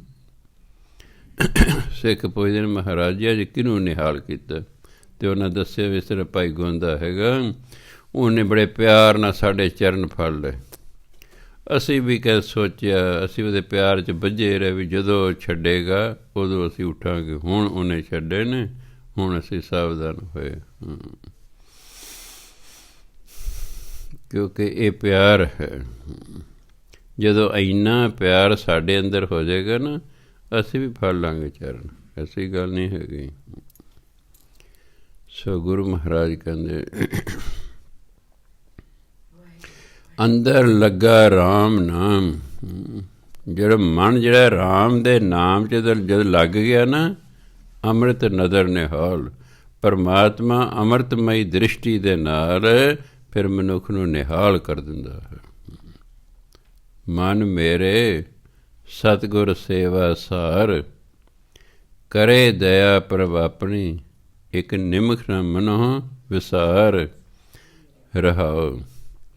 ਗੁਣ ਗੋਬਿੰਦ ਨਿਤ ਗਾਵੀਐ, ਅਵਗਣ ਕਟਣ ਹਾਰ, ਬਿਨ ਹਰ ਨਾਮ ਨ ਸੁਖ ਹੋਏ, ਕਰ ਡਿਠੇ ਬਿਸਤਾਰ, ਸਹਜੇ ਸਿਫਤੀ ਰਤਿਆਂ, ਭਵਜਲ ਉਤਰੇ ਪਰ। ਕਹਿੰਦੇ ਮਨ ਮੇਰੇ ਸਤਿਗੁਰ ਸੇਵਾ ਸਾਰ। ਹੇ ਮੇਰੇ ਮਨ, ਜਿਹੜੇ ਗੁਰੂ ਦੀ ਸੇਵਾ ਨਾਲ ਸਾਰ ਹੁੰਦਾ ਸ੍ਰੇਸ਼ਟ ਉੱਤਮ। ਗੁਰੂ ਦੀ ਸੇਵਾ ਸ੍ਰੇਸ਼ਟ ਹੈ, ਉੱਤਮ ਹੈ। ਸੇਵਾ ਤਾਂ ਕਿਸੇ ਦੀ ਵੀ ਚੰਗੀ ਹੁੰਦੀ ਹੈ। ਸਿੱਖ ਨੂੰ ਕਹਿੰਦਾ ਸਿਮਰਨ ਕਰ ਅਤੇ ਸੇਵਾ ਕਰ। ਲੋੜਵੰਦ ਦੀ ਸੇਵਾ ਪੈਸੇ ਨਾਲ ਕੀਤੀ ਜਾ ਸਕਦੀ, ਇਹ ਵੀ ਸੇਵਾ ਹੈ। ਮਨ ਨਾਲ ਕਿਸੇ ਦੇ ਭਲੇ ਲਈ ਅਰਦਾਸ ਕਰ ਦੇਣਾ, ਇਹ ਵੀ ਸੇਵਾ ਹੈ। ਸਰੀਰ ਨਾਲ ਕਿਸੇ ਦੀ ਸੇਵਾ ਕਰਨਾ, ਇਹ ਵੀ ਸੇਵਾ ਹੈ। ਤੇ ਸਾਰੀਆਂ ਸੇਵਾਵਾਂ ਵਿੱਚ ਸਭ ਤੋਂ ਉੱਤਮ ਸੇਵਾ ਹੈ ਗੁਰੂ ਦੀ ਸੇਵਾ। ਮਨ ਮੇਰੇ ਸਤਿਗੁਰ ਸੇਵਾ ਸਾਰ, ਹੇ ਮੇਰੇ ਮਨਾ, ਗੁਰੂ ਦੀ ਜਿਹੜਾ ਸੇਵਾ ਹੈ ਇਹ ਸਭ ਤੋਂ ਉੱਤਮ ਸੇਵਾ ਹੈ, ਇਹ ਕਰ। ਫਿਰ ਕੀ ਹੋਏਗਾ? ਕਰੇ ਦਇਆ ਪ੍ਰਭ ਆਪਣੀ, ਇੱਕ ਨਿਮਖ ਨਾ ਮਨੋ ਵਿਸਾਰ। ਇੱਕ ਸੈਕਿੰਡ ਲਈ ਵੀ ਤੂੰ ਪਰਮਾਤਮਾ ਨੂੰ ਮਨ ਤੋਂ ਨਾ ਵਿਸਾਰ, ਇੱਕ ਸੈਕਿੰਡ ਲਈ ਵੀ ਸਦਾ ਪਰਮਾਤਮਾ ਨੂੰ ਯਾਦ ਰੱਖ। ਫਿਰ ਕੀ ਹੋਏਗਾ? ਕਰੇ ਦਇਆ ਪ੍ਰਭ ਆਪਣੀ, ਪਰਮਾਤਮਾ ਫਿਰ ਆਪਣੀ ਕਿਰਪਾ ਕਰ ਦੇਗਾ। ਫਿਰ ਪਰਮਾਤਮਾ ਕਿਰਪਾ ਕਰ ਦੇਗਾ। ਅਸੀਂ ਉਹਨੂੰ ਯਾਦ ਕਰਦੇ ਰਹਿਣਾ, ਕਰਦੇ ਰਹਿਣਾ ਹੈ। ਹਾਂ, ਇੰਨਾ ਸਮਾਂ ਇੰਨਾ ਜ਼ਰੂਰ ਹੈ ਕਿ ਕੁਝ ਮਹੀਨੇ ਜਾਂ ਕੁਝ ਸਾਲ ਲੱਗ ਸਕਦੇ ਨੇ ਇਸ ਅਵਸਥਾ 'ਤੇ ਆਉਣ ਨੂੰ। ਅਗਰ ਅਸੀਂ ਲੱਗੇ ਰਹੀਏ ਤਾਂ ਇੱਕ ਦਿਨ ਫਿਰ ਸਾਡਾ ਸੁਭਾਅ ਪੱਕ ਜਾਏਗਾ। ਕੋਈ ਵੀ ਕੰਮ ਕਰਦੇ ਰਹੀਏ ਉਹਦੀ ਆਦਤ ਪੈ ਜਾਂਦੀ ਹੈ।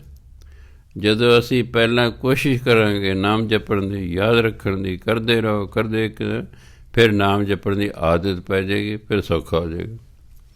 ਕਿਸੇ ਵੀ ਕੰਮ ਦੀ ਆਦਤ ਪੈ ਜੇ, ਉਹ ਕੰਮ ਕਰਨਾ ਫਿਰ ਆਸਾਨ ਹੋ ਜਾਂਦਾ ਹੈ, ਕਿਉਂਕਿ ਬੰਦਾ ਆਦੀ ਹੋ ਜਾਂਦਾ ਹੈ। ਇਸ ਲਈ ਪਹਿਲਾਂ ਯਤਨ ਕਰਨਾ ਹੈ। ਜਦੋਂ ਕਿਤੇ ਭੁੱਲ ਜੇ, ਫਿਰ ਯਾਦ ਆ ਜੇ, ਫਿਰ ਅਫਸੋਸ ਕਰੋ ਮਨ 'ਚ ਵੀ, ਓਹੋ ਇੰਨਾ ਸਮਾਂ ਮੈਂ ਭੁੱਲਿਆ ਹੀ ਰਿਹਾ, ਸੱਚੇ ਪਾਤਸ਼ਾਹ ਕਿਰਪਾ ਕਰ, ਮੈਂ ਤੈਨੂੰ ਭੁੱਲਾਂ ਨਾ। ਹੌਲੀ ਹੌਲੀ ਹੌਲੀ ਫਿਰ ਕਿਰਪਾ ਹੋ ਜਾਏਗੀ। ਜਦੋਂ ਅਸੀਂ ਸੱਚੇ ਦਿਲੋਂ ਬੇਨਤੀ ਕਰਾਂਗੇ ਨਾ, ਹੋ ਜਾਏਗੀ ਕਿਰਪਾ। ਗੁਣ ਗੋਬਿੰਦ ਨਿਤ ਗਾਵੀਏ, ਅਵਗਨ ਕੱਟਣ ਹਾਰ। ਕਹਿੰਦੇ ਹਰ ਰੋਜ਼ ਪਰਮਾਤਮਾ ਦੇ ਗੁਣ ਗਾਓ, ਤੁਹਾਡੇ ਸਾਰੇ ਔਗਣ ਪਰਮਾਤਮਾ ਕੱਟ ਦੇਗਾ। ਪਰਮਾਤਮਾ ਔਗਣਾਂ ਨੂੰ ਕੱਟਣ ਹਾਰ ਹੈ, ਕੱਟਣ ਵਾਲਾ ਹੈ। ਉਹਦੇ ਹਰ ਰੋਜ਼ ਗੁਣ ਗਾਉਣੇ ਚਾਹੀਦੇ ਨੇ, ਹਮੇਸ਼ਾ ਉਹਦੇ ਗੁਣ ਗਾਉਣੇ ਚਾਹੀਦੇ ਨੇ। ਉਹ ਸਾਡੇ ਅੰਦਰੋਂ ਔਗਣ ਸਾਡੇ ਖਤਮ ਕਰ ਦੇਗਾ।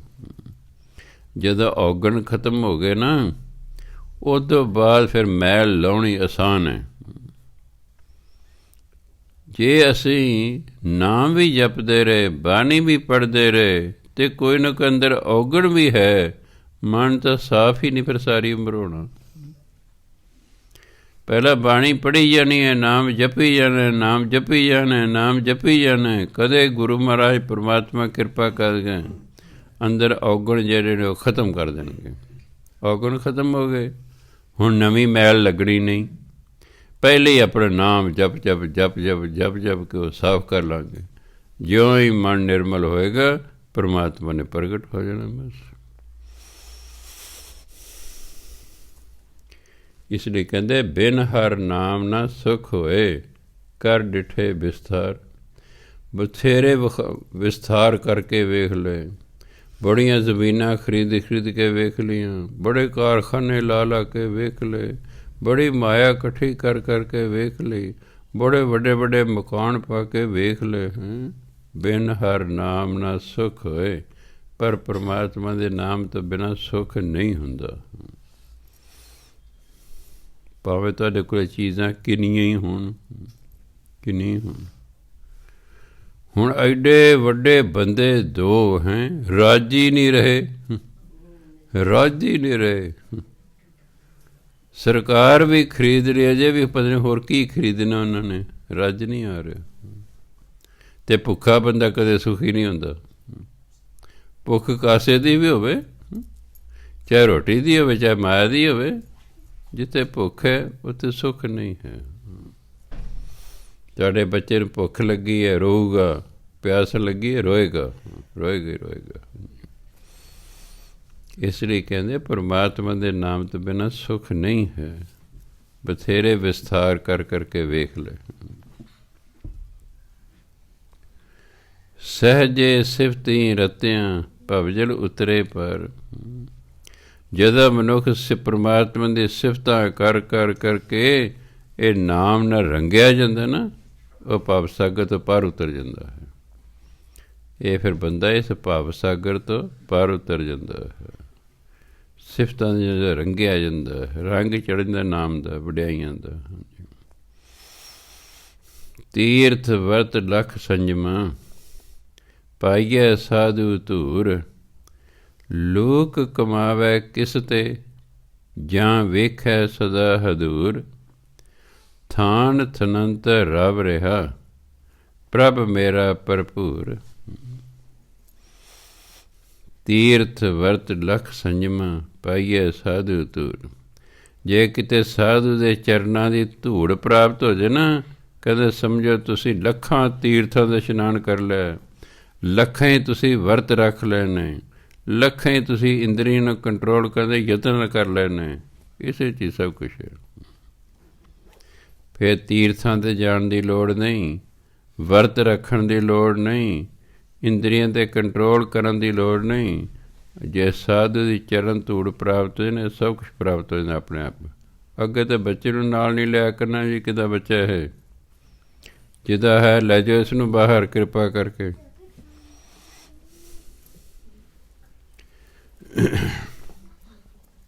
ਲੋਕ ਕਮਾਵੇ ਕਿਸ ਤੇ, ਜਾਂ ਵੇਖੇ ਸਦਾ ਹਦੂਰ।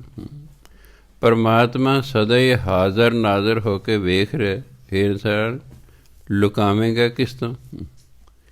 ਕਿਸ ਤੋਂ ਲੁਕ ਕੇ ਤੂੰ ਮਾੜੇ ਕੰਮ ਕਰੇਗਾ?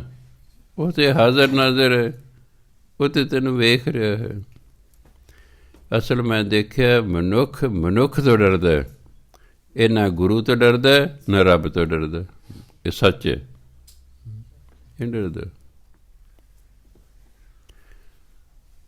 ਮਨੁੱਖ ਤੋਂ ਡਰਦਾ। ਰਿਸ਼ਵਤ ਲੈਣ ਵਾਲਾ ਕਿਸੇ ਮਨੁੱਖ ਤੋਂ ਡਰ ਹੈ, ਕੋਈ ਮੈਨੂੰ ਵੇਖ ਨਾ ਲਵੇ। ਉਹ ਰੱਬ ਵੇਖ ਰਿਹਾ, ਉਸ ਦਾ ਕੋਈ ਡਰਦਾ ਹੀ ਨਹੀਂ ਹੈ। ਕੋਈ ਡਰਦਾ ਨਾ, ਸਾਨੂੰ ਗੁਰੂ ਦਾ ਡਰ ਹੈ ਨਾ ਰੱਬ ਦਾ ਡਰ ਹੈ। ਮੈਨੂੰ ਤਾਂ ਅਜੇ ਕੋਈ ਟੱਕਰਿਆ ਨਹੀਂ 78 ਸਾਲਾਂ 'ਚ, ਜਿਹਨੂੰ ਜਿਹੜਾ ਦਾਅਵੇ ਨਾ ਕਹਿ ਸਕੇ ਮੈਂ ਗੁਰੂ ਤੋਂ ਡਰਦਾ ਜੀ ਜਾਂ ਮੈਂ ਰੱਬ ਤੋਂ ਡਰਦਾ ਜੀ। ਫਿਰ ਤਾਂ ਜੀਵਨ ਇੰਨਾ ਸੱਚਾ ਸੁੱਚਾ ਹੋ ਜਾਏਗਾ ਕਿ ਉਹਦੇ ਤਾਂ ਚਰਨ ਧੋ ਕੇ ਪੀਣ ਨੂੰ ਜੀ ਕਰੇਗਾ। ਕਿਉਂ? ਪਰਮਾਤਮਾ ਵੇਖ ਰਿਹਾ, ਗੁਰੂ ਵੇਖ ਰਿਹਾ। ਗਿਆਨ ਸਾਰਿਆਂ ਨੂੰ ਹੈ, ਗਿਆਨ ਸਾਰਿਆਂ ਨੂੰ ਹੈ, ਪਰ ਮੰਨਦਾ ਕੋਈ ਨਹੀਂ ਹੈਗਾ। ਜਿੰਨਾ ਮਹਾਨ ਵਿਅਕਤੀ ਬਣਨਾ ਹੁੰਦਾ, ਮਹਾਂਪੁਰਖ ਬਣਨਾ ਹੁੰਦਾ, ਉਹ ਥੋੜ੍ਹੇ ਡਰ ਕੇ ਰਹਿੰਦੇ ਨੇ, ਬਸ ਤਾਂ ਬਣਦੇ ਨੇ। ਅਤੇ ਜਿਹੜੇ ਨਹੀਂ ਡਰਦੇ ਫਿਰ ਉਹ ਜੇਲ੍ਹਾਂ 'ਚ ਬੈਠੇ ਨੇ। ਨਾ ਡਰੋ, ਨਾ ਡਰੋ, ਜਾਓ ਜੇਲ੍ਹਾਂ ਨੂੰ। ਫਿਰ ਰਿਸ਼ਵਤ ਲੈਣ ਵਾਲੇ ਜੇਲ੍ਹਾਂ 'ਚ ਬੈਠੇ ਨੇ, ਬਲਾਤਕਾਰੀਏ ਜੇਲ੍ਹਾਂ 'ਚ ਬੈਠੇ ਨੇ, ਨਸ਼ੇ ਵੇਚਣ ਵਾਲੇ ਜੇਲ੍ਹਾਂ 'ਚ ਬੈਠੇ ਨੇ। ਇਹ ਗੁਰੂ ਮਹਾਰਾਜ ਕਹਿੰਦੇ, ਲੋਕ ਕਮਾਵੇ ਕਿਸ ਤੇ, ਤੂੰ ਲੁਕ ਕੇ ਕਿਸ ਤੋਂ ਕੰਮ ਕਰ ਰਿਹਾ, ਕਿਸ ਤੋਂ ਲੁਕਾ ਕੇ ਕੰਮ ਕਰ ਰਿਹਾ? ਜਾਂ ਵੇਖਿਆ ਸਦਾ ਹਦੂਰ। ਜਦੋਂ ਪਰਮਾਤਮਾ ਹਾਜ਼ਰ ਨਾਜ਼ਰ ਹੈ ਅਤੇ ਤੈਨੂੰ ਵੇਖ ਰਿਹਾ ਕਿ ਤੂੰ ਕੀ ਕਰ ਰਿਹਾ। ਹੱਟ ਪਟਣ ਬਿਜ ਮੰਦਰ ਪੰਨੇ, ਕਰ ਚੋਰੀ ਕਰਾਵੇ। ਅੱਗੋਂ ਦੇਖੇ ਪਿੱਛੋਂ ਦੇਖੇ, ਤੁਝ ਤੇ ਕਹਾਂ ਛੁਪਾਵੇ। ਅੱਗੇ ਦੇਖਦੇ ਕੋਈ ਆ ਤਾਂ ਨਹੀਂ ਰਿਹਾ, ਪਿੱਛੇ ਵੇਖਦੇ ਕੋਈ ਆ ਤਾਂ ਨਹੀਂ ਰਿਹਾ। ਥਾਨ ਥਨੰਤਰ ਰਵ ਰਿਹਾ, ਪ੍ਰਭ ਮੇਰਾ ਭਰਪੂਰ। ਮੇਰਾ ਪਰਮਾਤਮਾ ਸਾਰੇ ਥਾਵਾਂ 'ਤੇ ਵਸਦਾ। ਥਾਨ ਥਨੰਤਰ, ਇੱਕ ਥਾਂ ਤੋਂ ਦੂਜੀ ਥਾਂ ਦੇ ਵਿੱਚ ਜਿਹੜਾ ਅੰਤਰ ਹੈ ਉਹਨੂੰ ਕਹਿੰਦੇ ਥਨੰਤਰ। ਸਭ ਥਾਵਾਂ 'ਤੇ ਵਸ ਰਿਹਾ, ਕਿਉਂਕਿ ਸਾਰਿਆਂ ਦੇ ਵਿੱਚ ਪਰਿਪੂਰਨ ਹੈ। ਉਹ ਨਿਰਾ ਥਾਵਾਂ 'ਤੇ ਨਹੀਂ ਵਸਦਾ, ਉਹ ਸਾਰਿਆਂ ਦੇ ਵਿੱਚ ਵਸਦਾ ਹੈ। ਉਹ ਸਾਰਿਆਂ ਦੇ ਵਿੱਚ ਵਸਦਾ। ਮੈਂ ਕਿਤੇ ਵੀ ਜਾਵਾਂਗਾ, ਪਰਮਾਤਮਾ ਮੇਰੇ ਵਿੱਚ ਹੀ ਹੈ, ਨਾਲ ਹੀ ਜਾਊਗਾ, ਨਾਲ ਹੀ ਜਾਊਗਾ। ਤੁਸੀਂ ਕਿਤੇ ਜਾਓਗੇ, ਪਰਮਾਤਮਾ ਤੁਹਾਡੇ ਨਾਲ ਹੀ ਜਾਓਗੇ, ਕਿ ਉਹ ਤੁਹਾਡੇ ਵਿੱਚ ਹੈ। ਹੁਣ ਸਾਨੂੰ ਬਾਹਾਂ ਲੱਤਾਂ ਲੱਗੀਆਂ, ਅਸੀਂ ਜਾਵਾਂਗੇ, ਜਾ ਭਾਵੇਂ ਲੱਤਾਂ ਨਾਲ ਜਾ ਰਹੇ ਹਾਂ, ਪਰ ਬਾਹਾਂ ਵੀ ਤਾਂ ਨਾਲ ਹੀ ਜਾਣਗੀਆਂ, ਇਹ ਸਿਰ ਵੀ ਤਾਂ ਨਾਲ ਹੀ ਜਾਊਗਾ, ਬਾਕੀ ਧੜ ਵੀ ਤਾਂ ਨਾਲ ਹੀ ਜਾਏਗਾ। ਪਰਮਾਤਮਾ ਸਾਡੇ ਅੰਦਰ ਹੈ, ਕਿਤੇ ਚਲੇ ਜੇ ਨਾਲ ਹੀ ਜਾਂਦਾ। ਫਿਰ ਛੁਪਾਉਣਾ ਕਿਸ ਤੋਂ ਹੈ? ਕਿਸ ਤੋਂ ਨਹੀਂ ਛੁਪਾ ਸਕਦੇ। ਸੱਚ ਪਾਤਸ਼ਾਹੀ ਅਮਰ ਸੱਚ, ਸੱਚੇ ਸੱਚਾ ਥਾਨ, ਸੱਚੀ ਕੁਦਰਤ ਧਾਰੀਅਨ, ਸੱਚ ਸਿਰਜਿਓਨ ਜਹਾਨ, ਨਾਨਕ ਜਪੀਐ ਸੱਚ ਨਾਮ, ਹਾਂ ਸਦਾ ਸਦਾ ਕੁਰਬਾਨ। ਸੱਚ ਪਾਤਸ਼ਾਹੀ, ਪਰਮਾਤਮਾ ਦੀ ਪਾਤਸ਼ਾਹੀ ਸਦਾ ਰਹਿਣ ਵਾਲੀ ਹੈ। ਸੱਚ ਹੁੰਦਾ ਜੋ ਸਦੀਵੀ ਹੋਵੇ। ਸੱਚ ਦਾ ਵਿਰੋਧੀ ਸ਼ਬਦ ਹੈ ਕੂੜ। ਕੂੜ ਉਹ ਹੁੰਦਾ ਜੋ ਨਾਸ਼ਵਾਨ ਹੋਵੇ। ਪਰਮਾਤਮਾ ਤੋਂ ਬਿਨਾਂ ਹੋਰ ਕੋਈ ਵੀ ਸਦਾ ਰਹਿਣ ਵਾਲਾ ਨਹੀਂ ਹੈ। ਸੱਚ ਪਾਤਸ਼ਾਹੀ, ਪਰਮਾਤਮਾ ਦੀ ਬਾਦਸ਼ਾਹੀ ਸਦਾ ਰਹਿਣ ਵਾਲੀ ਹੈ। ਅੱਜ ਦੇ ਬਾਦਸ਼ਾਹ ਤੇ ਹੈਗੇ, ਕੱਲ੍ਹ ਨੂੰ ਨਹੀਂ ਵੀ ਹੈਗੇ। ਕੋਈ ਹੋਰ ਤਗੜਾ ਆ ਗਿਆ, ਹਮਲਾ ਕੀਤਾ, ਉਹ ਖੋਹ ਲੈਂਦਾ ਹੈ। ਪਰਮਾਤਮਾ ਦੀ ਪਾਤਸ਼ਾਹੀ ਸਦਾ ਰਹਿਣ ਵਾਲੀ ਹੈ। ਅਮਰ ਸੱਚ, ਅਮਰ ਦਾ ਹੁਕਮ, ਉਹਦਾ ਹੁਕਮ ਵੀ ਸਦਾ ਚੱਲਦਾ ਹੈ। ਉਹਦਾ ਹੁਕਮ ਵੀ ਸੱਚ ਹੈ। ਸੱਚੇ ਸੱਚਾ ਥਾਨ, ਉਸ ਸੱਚੇ ਪਰਮਾਤਮਾ ਦਾ ਥਾਂ ਵੀ ਸੱਚਾ ਹੈ। ਜਿਸ ਥਾਂ 'ਤੇ ਪਰਮਾਤਮਾ ਵਸਦਾ ਨਾ, ਉਹ ਵੀ ਸਦਾ ਰਹਿਣ ਵਾਲਾ ਹੈ। ਇਸ ਲਈ ਉਹਦਾ ਨਾਂ ਸੱਚ ਖੰਡ। ਉਹ ਖੰਡ ਜਿਹੜਾ ਸਦਾ ਰਹਿਣ ਵਾਲਾ ਹੈ। ਜਿੱਥੇ ਪਰਮਾਤਮਾ ਰਹਿੰਦਾ ਉਹਨੂੰ ਕਹਿੰਦੇ ਨੇ ਸੱਚ ਖੰਡ। ਸੱਚ ਖੰਡ ਵਸੈ ਨਿਰੰਕਾਰ। ਸੱਚੀ ਕੁਦਰਤ ਧਾਰੀਅਨ, ਉਹਨੇ ਕੁਦਰਤ ਵੀ ਸਦਾ ਰਹਿਣ ਵਾਲੀ ਬਣਾਈ ਹੈ। ਪਰਮਾਤਮਾ ਅਤੇ ਉਹਦੀ ਕੁਦਰਤ ਵੀ ਹੈ। ਸੱਚ ਸਿਰਜਣ ਜਹਾਨ, ਅਤੇ ਉਹਨੇ ਸਦਾ ਰਹਿਣ ਵਾਲਾ ਜਹਾਨ ਸਿਰਜਿਆ ਹੈ। ਇਹ ਸੰਸਾਰ ਵੀ ਸਦਾ ਰਹਿਣ ਵਾਲਾ ਹੈ। ਉਹਦੀ ਕੁਦਰਤ ਵੀ ਸਦਾ ਰਹਿਣ ਵਾਲੀ ਹੈ, ਕਿਉਂਕਿ ਉਸਨੇ ਜੋ ਬਣਾਇਆ ਹੈ। ਇਹ ਜਗ ਸੱਚੇ ਕੀ ਹੈ ਕੋਠੜੀ, ਸੱਚੇ ਕਾ ਵਿਚਵਾਸ।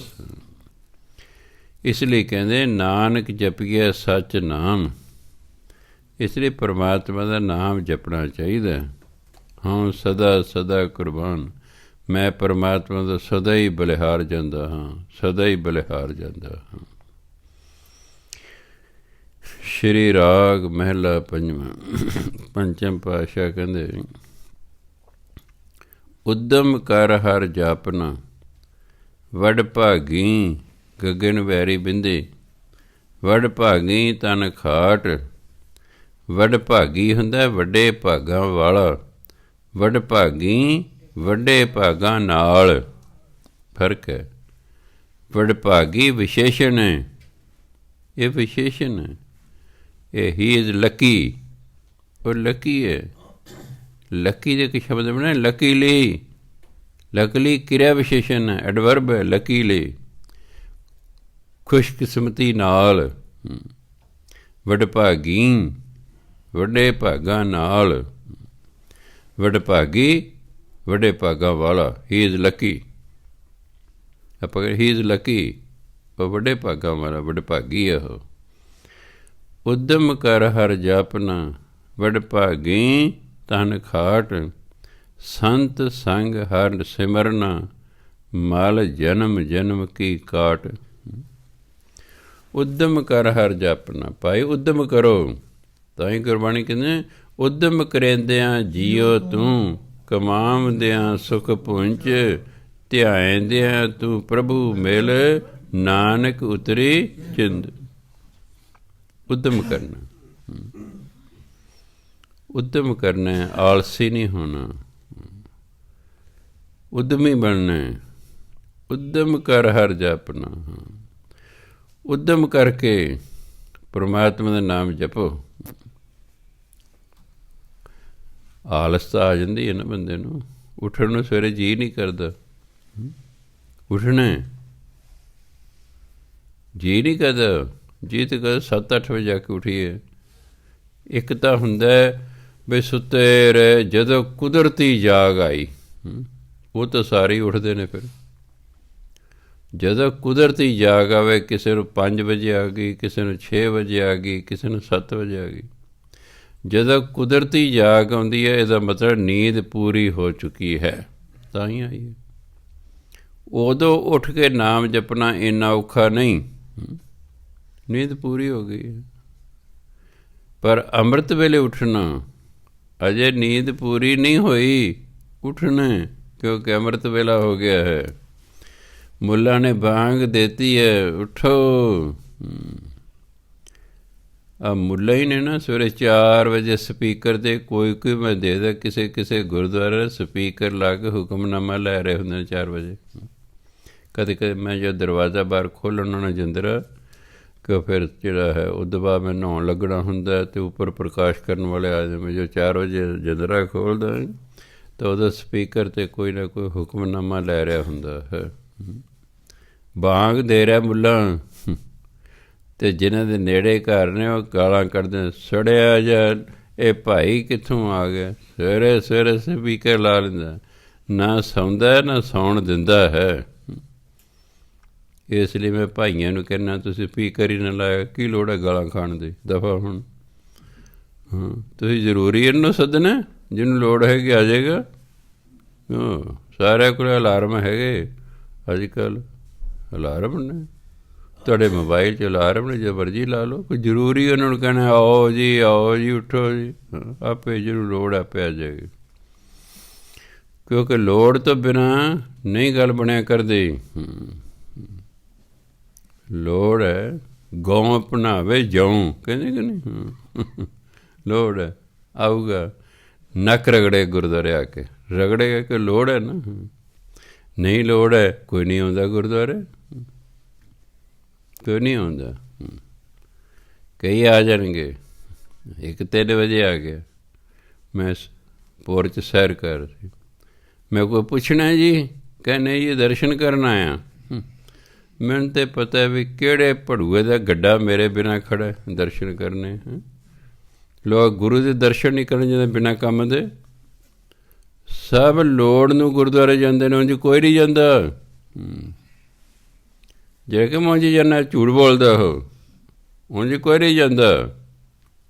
ਉੱਥੇ ਜਦ ਮੱਥਾ ਵੀ ਨਹੀਂ ਪਹਿਲਾਂ ਟੇਕਦੇ, ਜਾ ਕੇ ਮੰਗਣਾ ਸ਼ੁਰੂ ਕਰ ਦਿੰਦੇ ਨੇ। ਸਾਨੂੰ ਤਾਂ ਇੰਨੀ ਵੀ ਅਕਲ ਨਹੀਂ ਕਿ ਅਸੀਂ ਗੁਰੂ ਘਰ ਚੱਲੇ ਪਹਿਲਾਂ ਉਹਨੂੰ ਮੱਥਾ 'ਤੇ ਟੇਕ ਲਈਏ, ਨਾ ਪਹਿਲੇ ਮੰਗਣਾ ਸ਼ੁਰੂ ਕਰ ਦੇਣਾ। ਤੁਸੀਂ ਕਿਸੇ ਅਫਸਰ ਕੋਲ ਜਾਓ ਦਫ਼ਤਰ 'ਚ ਅਤੇ ਉਹਨੂੰ ਕੋਈ ਸਤਿ ਸ੍ਰੀ ਅਕਾਲ, ਨਮਸਕਾਰ, ਗੁੱਡ ਮਾਰਨਿੰਗ ਕੁਛ ਵੀ ਨਹੀਂ ਕਹੋ, ਮੇਰਾ ਇਹ ਕੰਮ ਕਰ ਦਿਓ ਜੀ। ਕਹਿੰਦੇ ਬੋਲਣ ਦੇ ਚੱਜ ਨਹੀਂ ਹੈ ਇਹਨੂੰ, ਵੀ ਇਹਨੂੰ ਪਤਾ ਹੀ ਨਹੀਂ, ਅਕਲ ਹੀ ਕੋਈ ਨਹੀਂ ਹੈ ਵੀ ਪਹਿਲਾਂ ਆ ਕੇ ਕੋਈ ਨਮਸਕਾਰ ਕਰਨੀ ਹੈ। ਕਰਦੇ ਨਾ ਜਾ ਕੇ ਅਫਸਰ ਨੂੰ ਪਹਿਲਾਂ, ਗੁਰੂ ਨੂੰ ਕੋਈ ਨਹੀਂ ਪਹਿਲਾਂ ਜਾ ਕੇ ਕਰਦਾ ਨਾ, ਪਹਿਲਾਂ ਮੰਗਣਾ ਸ਼ੁਰੂ ਕਰ ਦਿੰਦੇ ਨੇ। ਗੁਰੂ ਮਾਰੇ ਵਾਹ ਸਿੱਖ, ਇਹ ਕਲਯੁਗੀ ਸਿੱਖ ਪੈਦਾ ਹੋ ਗਏ। ਆਹੋ ਇੱਕੋ ਹੀ ਗੱਲ ਹੈ। ਪਹਿਲਾਂ ਮੱਥਾ ਟੇਕੋ ਗੁਰੂ ਮਹਾਰਾਜ ਨੂੰ। ਗੁਰੂ ਜਿਵੇਂ ਆਪਾਂ ਅਫਸਰ ਨੂੰ ਪਹਿਲਾਂ ਜਾ ਕੇ ਸਤਿ ਸ੍ਰੀ ਅਕਾਲ ਬੁਲਾਉਂਦੇ ਹਾਂ, ਗੁਰੂ ਮਹਾਰਾਜ ਪਹਿਲਾਂ ਮੱਥਾ ਟੇਕੋ। ਮੱਥਾ ਟੇਕਣ ਤੋਂ ਬਾਅਦ ਜੋ ਮੰਗਣਾ ਮੰਗੋ। ਉਹ ਤਾਂ ਸਾਰੇ ਮੰਗਣ ਹੀ ਗਏ ਹੁੰਦੇ ਨੇ, ਮੈਂ ਨਹੀਂ ਕਦੇ ਨਾ ਮੰਗੋ, ਸਾਰੇ ਮੰਗਦੇ ਨੇ, ਸਾਰੇ ਹੀ ਮੰਗਦੇ ਨੇ। ਦਾਤਾ ਤਾਂ ਇੱਕੋ ਹੀ ਹੈ, ਬਾਕੀ ਤਾਂ ਸਾਰੇ ਮੰਗਦੇ ਨੇ। ਤੁਸੀਂ ਹੋ ਚਾਹੇ ਮੈਂ, ਚਾਹੇ ਸਾਧ ਹੈ, ਚਾਹੇ ਸੰਤ ਹੈ, ਸਭ ਮੰਗਦੇ ਨੇ। ਸਿਰਫ ਇੰਨਾ ਹੈ ਕਿ ਮੰਗਤੇ ਮੰਗਤੇ ਫਰਕ ਹੁੰਦਾ, ਬਸ ਫਰਕ ਹੈ। ਕੋਈ ਕੁਛ ਮੰਗ ਰਿਹਾ, ਕੋਈ ਕੁਛ ਮੰਗ ਰਿਹਾ। ਜਿਹੜਾ ਰੱਬ ਨੂੰ ਮੰਗ ਰਿਹਾ ਹੈ ਤਾਂ ਵੀ ਮੰਗਦਾ, ਪਰ ਇੰਨਾ ਜਿਹੜਾ ਉਹ ਸਟੈਂਡਰਡ ਦਾ ਮੰਗਦਾ ਹੈ, ਉਹਦਾ ਸਟੈਂਡਰਡ ਹਾਈ ਹੋ ਗਿਆ। ਪਹਿਲਾਂ ਪੈਸਾ ਮੰਗਿਆ ਕਦੇ ਮੰਗਤੇ, ਹੁਣ ਤਾਂ 10 ਰੁਪਏ ਤੋਂ ਘੱਟ ਲੈਂਦੇ ਹੀ ਨਹੀਂ ਹੈਗੇ। ਇੱਕ ਮੰਗਤੀ ਕਹਿੰਦੀ 10 ਰੁਪਈਏ ਦਿਓ। ਮੈਂ ਝਾਕਿਆ ਕਿਉਂ, ਮੈਂ ਤਾਂ ਕਿਉਂ ਤੂੰ ਮੇਰੇ 'ਤੇ ਝਾੜੂ ਫੇਰਦੀ ਰਹੀ ਹੈ, ਤੈਨੂੰ 10 ਰੁਪਏ ਦਿਓ ਦਿਲ 'ਚ। ਮੈਂ ਕਿਹਾ ਸੋ ਇਸ ਲਈ ਪਹਿਲਾਂ ਗੁਰੂ ਮਹਾਰਾਜ ਮੱਥਾ ਟੇਕੋ। ਇਹ ਮੈਂ ਗੱਲ ਕਈ ਵਾਰੀ ਕਹਿ ਲਈ ਕਥਾ 'ਚ, ਪਰ ਫਿਰ ਮੈਂ ਦੇਖਦਾ ਨਾ ਉਹ ਜਨਮਾਂ ਜਨਮਾਂਤਾਂ ਜਿਹੜੀ ਆਦਤ ਪਈ ਹੈ ਮੰਗਤਿਆਂ ਵਾਲੀ ਹੈ, ਉਹ ਪਹਿਲਾਂ ਮੰਗਤਾ ਮਨੁੱਖ, ਜੇ ਤਾਂ ਧੰਨਵਾਦ ਕਰਤਾ, ਨਹੀਂ ਤੇ ਨਾ ਸਤਿ ਸ੍ਰੀ ਅਕਾਲ ਹੈ ਜੀ। ਗੁਰੂ ਹੈ, ਇਹ ਤੇ ਅਫਸਰਾਂ ਦਾ ਅਫਸਰ ਹੈ। ਟੁੱਟਿਆ ਜਿਹਾ ਅਫਸਰ ਹੁੰਦਾ, ਉਹਦੇ ਗੋਡੀ ਹੱਥ ਲਾ ਜੀ, ਸਤਿ ਸ੍ਰੀ ਅਕਾਲ ਜੀ, ਨਮਸਕਾਰ ਜੀ। ਅਤੇ ਐਡਾ ਵੱਡਾ ਸ਼ਹਿਨਸ਼ਾਹ ਗੁਰੂ ਹੈ, ਉਹਨੂੰ ਪਹਿਲਾਂ ਮੱਥੇ ਹੀ ਨਹੀਂ ਟੇਕਦੇ, ਆ ਕੇ ਮੰਗਣਾ ਸ਼ੁਰੂ ਕਰਦੇ। 1 2 ਨਹੀਂ, 15 ਮੰਗਾਂ ਮੰਗ ਲਾਂ। ਕਾਫੀ ਲੰਬੀ ਸਾਰੀ ਲਿਸਟ ਹੁੰਦੀ ਕਈਆਂ ਦੀ, ਤਾਂ ਝੋਲੀ ਵੀ ਐਡੀ ਹੁੰਦੀ ਹੈ, ਜਿਵੇਂ ਕਣਕ ਪਾਉਣੀ ਹੈ ਝੋਲੀ 'ਚ। ਮੱਥਾ ਟੇਕਿਆ ਕਰੋ, ਹੇਠਾਂ ਜਾ ਕੇ ਮੇਰੀ ਗੱਲ ਹੀ ਤੁਹਾਨੂੰ ਭੁੱਲ ਜਾਣੀ। ਜਿਹੜੇ ਪਹਿਲਾਂ ਆ ਜਾਣ ਨਾ, ਉਹ ਦੇਖੇ ਇੱਥੇ ਬੈਠ ਕੇ ਤਮਾਸ਼ਾ। ਜਿਹੜਾ ਆਈ ਜਾਊਗਾ ਪਹਿਲਾਂ ਖੜ੍ਹ ਕੇ ਮੰਗੂਗਾ ਮੱਥਾ। ਹਾਂ, ਕਿਸੇ ਨੂੰ ਕੋਈ ਯਾਦ ਰਹਿ ਗਿਆ ਬਾਈ ਚਾਂਸ, ਉਹ ਤਾਂ ਆ ਕੇ ਮੱਥਾ ਪਹਿਲਾਂ ਟੇਕੂ, ਨਹੀਂ ਤਾਂ ਆਦਤ ਪਈ ਹੈ ਪਹਿਲਾਂ ਦੀ। ਕਿਸੇ ਨੇ ਕਿਹਾ ਹੀ ਨਹੀਂ ਹੈਗਾ, ਕਿਸੇ ਨੇ ਕਿਹਾ ਹੀ ਨਹੀਂ ਬਚਪਨ ਤੋਂ ਕਿ ਭਾਈ ਤੂੰ ਵੱਡੇ ਨੂੰ ਮਿਲਣ ਚੱਲਿਆ, ਪਹਿਲਾਂ ਗੋਡੀਆਂ ਹੱਥ ਲਾ, ਪੈਰੀ ਹੱਥ ਲਾ, ਮੱਥਾ ਟੇਕ ਕੋਈ, ਫੇਰ ਕੋਈ ਗੱਲ ਕਰੇ ਨਾ। ਮੰਗਣਾ ਸ਼ੁਰੂ ਕਰ ਦੇਣਾ। ਯਾਦ ਰੱਖਣਾ, ਇਹ ਮਰਿਆਦਾ ਹੈਗੀ। ਹਾਂਜੀ, ਸੋ ਗੁਰੂ ਮਹਾਰਾਜ ਕਹਿੰਦੇ, ਉਦਮ ਕਰ ਹਰ ਜਾਪਨਾ, ਬੜ ਭਾਗੀ ਧਨ ਖਾਟ।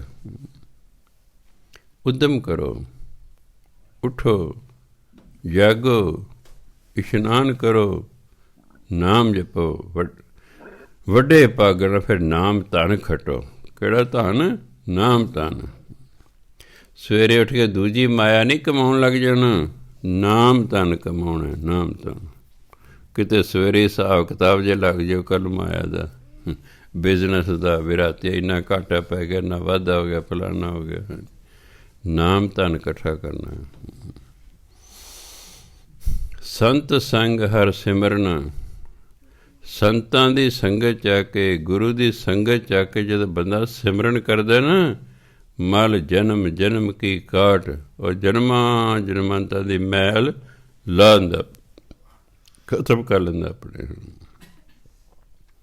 ਮਨ ਨੂੰ। ਜੋ ਜਨਮਾਂ ਜਨਮਾਂਤਾਂ ਮੈਲ ਲੱਗੇ ਸੀ, ਉਹ ਖਤਮ ਹੋ ਜਾਂਦੀ ਹੈ। ਇੱਕ ਗੁਰੂ ਦੀ ਸੰਗਤ ਅਤੇ ਦੂਜਾ ਸਿਮਰਨ। ਮਨ ਮੇਰੇ ਰਾਮ ਨਾਮ ਜਪ ਜਪ। ਜਿਹੜੇ ਸਾਇੰਸ ਪੜ੍ਹੇ ਨਾ, ਉਹਨਾਂ ਨੂੰ ਪਤਾ ਹੈ ਕੁਝ ਵੇਵਜ਼ ਗੁੱਡ ਹੁੰਦੀਆਂ, ਕੁਝ ਬੈਡ ਹੁੰਦੀਆਂ ਨੇ। ਸਾਡੇ 'ਚ ਅਲਫਾ, ਬੀਟਾ, ਥੀਟਾ, ਗਾਮਾ, ਕਈ ਪ੍ਰਕਾਰ ਦੀਆਂ ਰੇਜ਼ ਨਿਕਲਦੀਆਂ ਹਨ। ਕੁਝ ਗੁੱਡ ਨੇ, ਕੁਝ ਬੈਡ ਨੇ। ਡਾਕੂਆਂ 'ਚ ਬੈਡ ਰੇਜ਼ ਹੁੰਦੀਆਂ, ਜਿਹੜੇ ਸੰਤਾਂ 'ਚ ਗੁੱਡ ਰੇਜ਼ ਹੁੰਦੀਆਂ, ਗੁੱਡ ਲਹਿਰਾਂ ਨਿਕਲਦੀਆਂ ਉਹਨਾਂ 'ਚ। ਸਾਧੂ ਦੇ ਅੱਗੇ ਜਾ ਕੇ ਬਹਿ ਜਾਓ, ਉਹ ਕੁਝ ਵੀ ਨਾ ਕਹੇ, ਤੁਹਾਡਾ ਮਨ ਸ਼ਾਂਤ ਹੋਣਾ ਸ਼ੁਰੂ ਹੋ ਜਾਏਗਾ। ਕਿਉਂ? ਉਹ ਸ਼ਾਂਤ ਹੈ। ਸ਼ਾਂਤ ਮਨੁੱਖ 'ਚੋਂ ਸ਼ਾਂਤੀ ਦੀਆਂ ਲਹਿਰਾਂ ਨਿਕਲਣਗੀਆਂ, ਤੁਹਾਨੂੰ ਆ ਕੇ ਟਕਰਾਉਣਗੀਆਂ, ਤੁਸੀਂ ਸ਼ਾਂਤ ਹੁੰਦੇ ਜਾਓਗੇ। ਡਾਕੂ ਨੂੰ ਕੋਟ ਪੈਂਟ ਪਾ ਕੇ ਬਿਠਾ ਦਿਓ, ਡਾਕੂ ਨੂੰ ਸਾਧੂ ਵਾਲੇ ਕੱਪੜੇ ਬਿਠਾ ਉਹ ਡਾਕੂ ਦੇ ਸਾਹਮਣੇ ਬਹਿ ਜਾਓ, ਡਰ ਜਾਓਗੇ। ਹਾਲਾਂਕਿ ਉਹਨੇ ਕੱਪੜੇ ਦੇ ਸਾਧਾਂ ਵਾਲੇ ਪਾ ਰੱਖੇ ਨੇ, ਉਹ 'ਚੋਂ ਵੇਵਜ਼ ਜਿਹੀਆਂ ਇੰਨੀਆਂ ਡਰਾਉਣੀਆਂ ਨਿਕਲਣੀਆਂ ਕਿ ਤੁਸੀਂ ਸਾਹਮਣੇ ਬੈਠ ਕੇ ਡਰ ਜਾਓਗੇ। ਇਸ ਲਈ ਸਾਧੂ ਕੋਲ ਤਾਂ ਬੈਠਣਾ ਹੀ ਭਾਗਾਂ ਵਾਲਾ ਹੁੰਦਾ। ਅੰਦਰੋਂ ਐਸੀਆਂ ਨਾਮ ਦੀਆਂ ਸ਼ਾਂਤੀ ਦੀਆਂ ਵੇਵਜ਼ ਨਿਕਲਦੀਆਂ, ਮਨ ਸ਼ਾਂਤ ਹੋ ਜਾਂਦਾ, ਸਿਮਰਨ ਚਾਲੂ ਹੋ ਜਾਂਦਾ ਹੈ।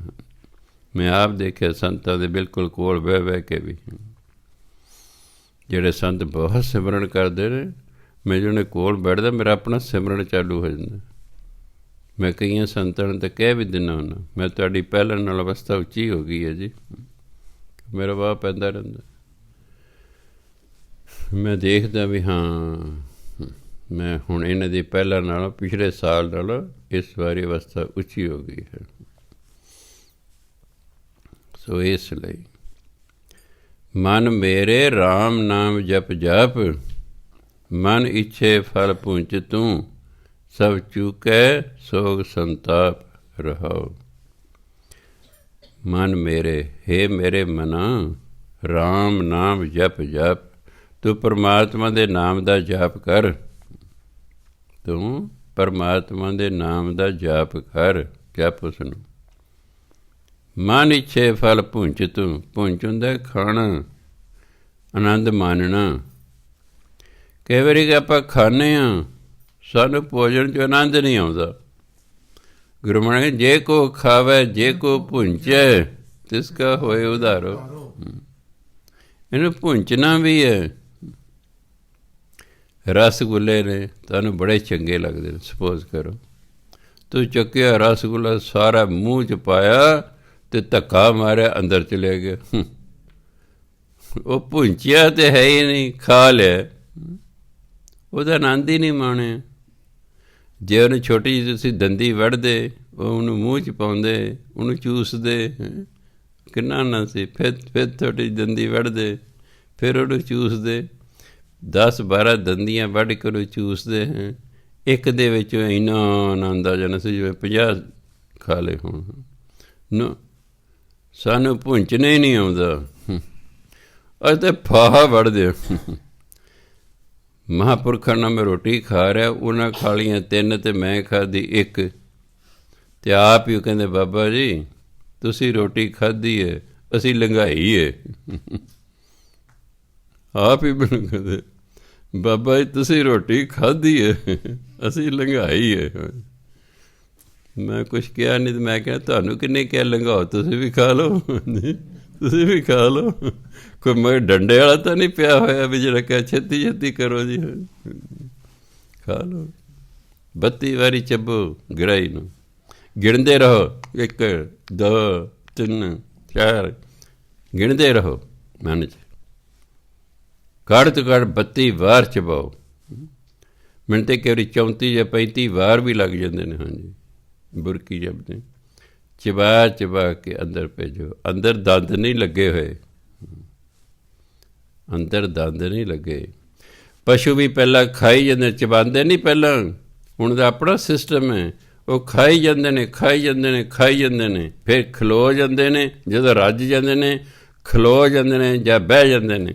ਫਿਰ ਦੇਖੋ ਉਹਨਾਂ ਦਾ ਐਸਾ ਸਿਸਟਮ ਹੈ, ਉਹ ਅੰਦਰੋਂ ਨਾ ਥੋੜ੍ਹਾ ਜਿਹਾ ਇਸ ਤਰੀਕੇ ਨਾਲ ਆਉਂਦਾ, ਉਹ ਕੁਛ ਉਹਨਾਂ ਦੇ ਪੱਠੇ ਮੂੰਹ 'ਚ ਆ ਜਾਂਦੇ ਨੇ, ਉਹਨੂੰ ਚੁਗਾਲੀ ਕਰਦੇ ਨੇ। ਉਹਨੂੰ ਚੱਬਣ ਨੂੰ ਕਹਿੰਦੇ ਚੁਗਾਲੀ ਕਰਨ, ਡੰਗਰ ਚੁਗਾਲੀ ਕਰ ਰਿਹਾ, ਚੱਬਦਾ ਰਹਿੰਦਾ, ਚੱਬਦਾ ਰਹਿੰਦਾ, ਚੱਬਦਾ ਰਹਿੰਦਾ, ਫਿਰ ਅੰਦਰ ਭੇਜਦਾ, ਅੰਦਰੋਂ ਫਿਰ ਹੋਰ ਬਾਹਰ ਕਰ ਮੂੰਹ 'ਚ ਲੈ ਆਉਂਦਾ। ਸਿਸਟਮ ਕੁਦਰਤ ਵੱਲੋਂ। ਹਾਂ, ਉਹ ਵੀ ਚਬਾਉਂਦਾ ਹੈ, ਉਹਨੂੰ ਵੀ ਪਤਾ ਅੰਦਰ ਕੋਈ ਮਸ਼ੀਨ ਨਹੀਂ ਲੱਗੀ ਕੁਤਰਾ ਕਰਨ ਵਾਲੀ, ਇਹ ਦੰਦ ਹੀ ਨੇ, ਇਹਨੇ ਚਬਾ ਚਬਾ ਕੇ ਅੰਦਰ ਭੇਜਣਾ।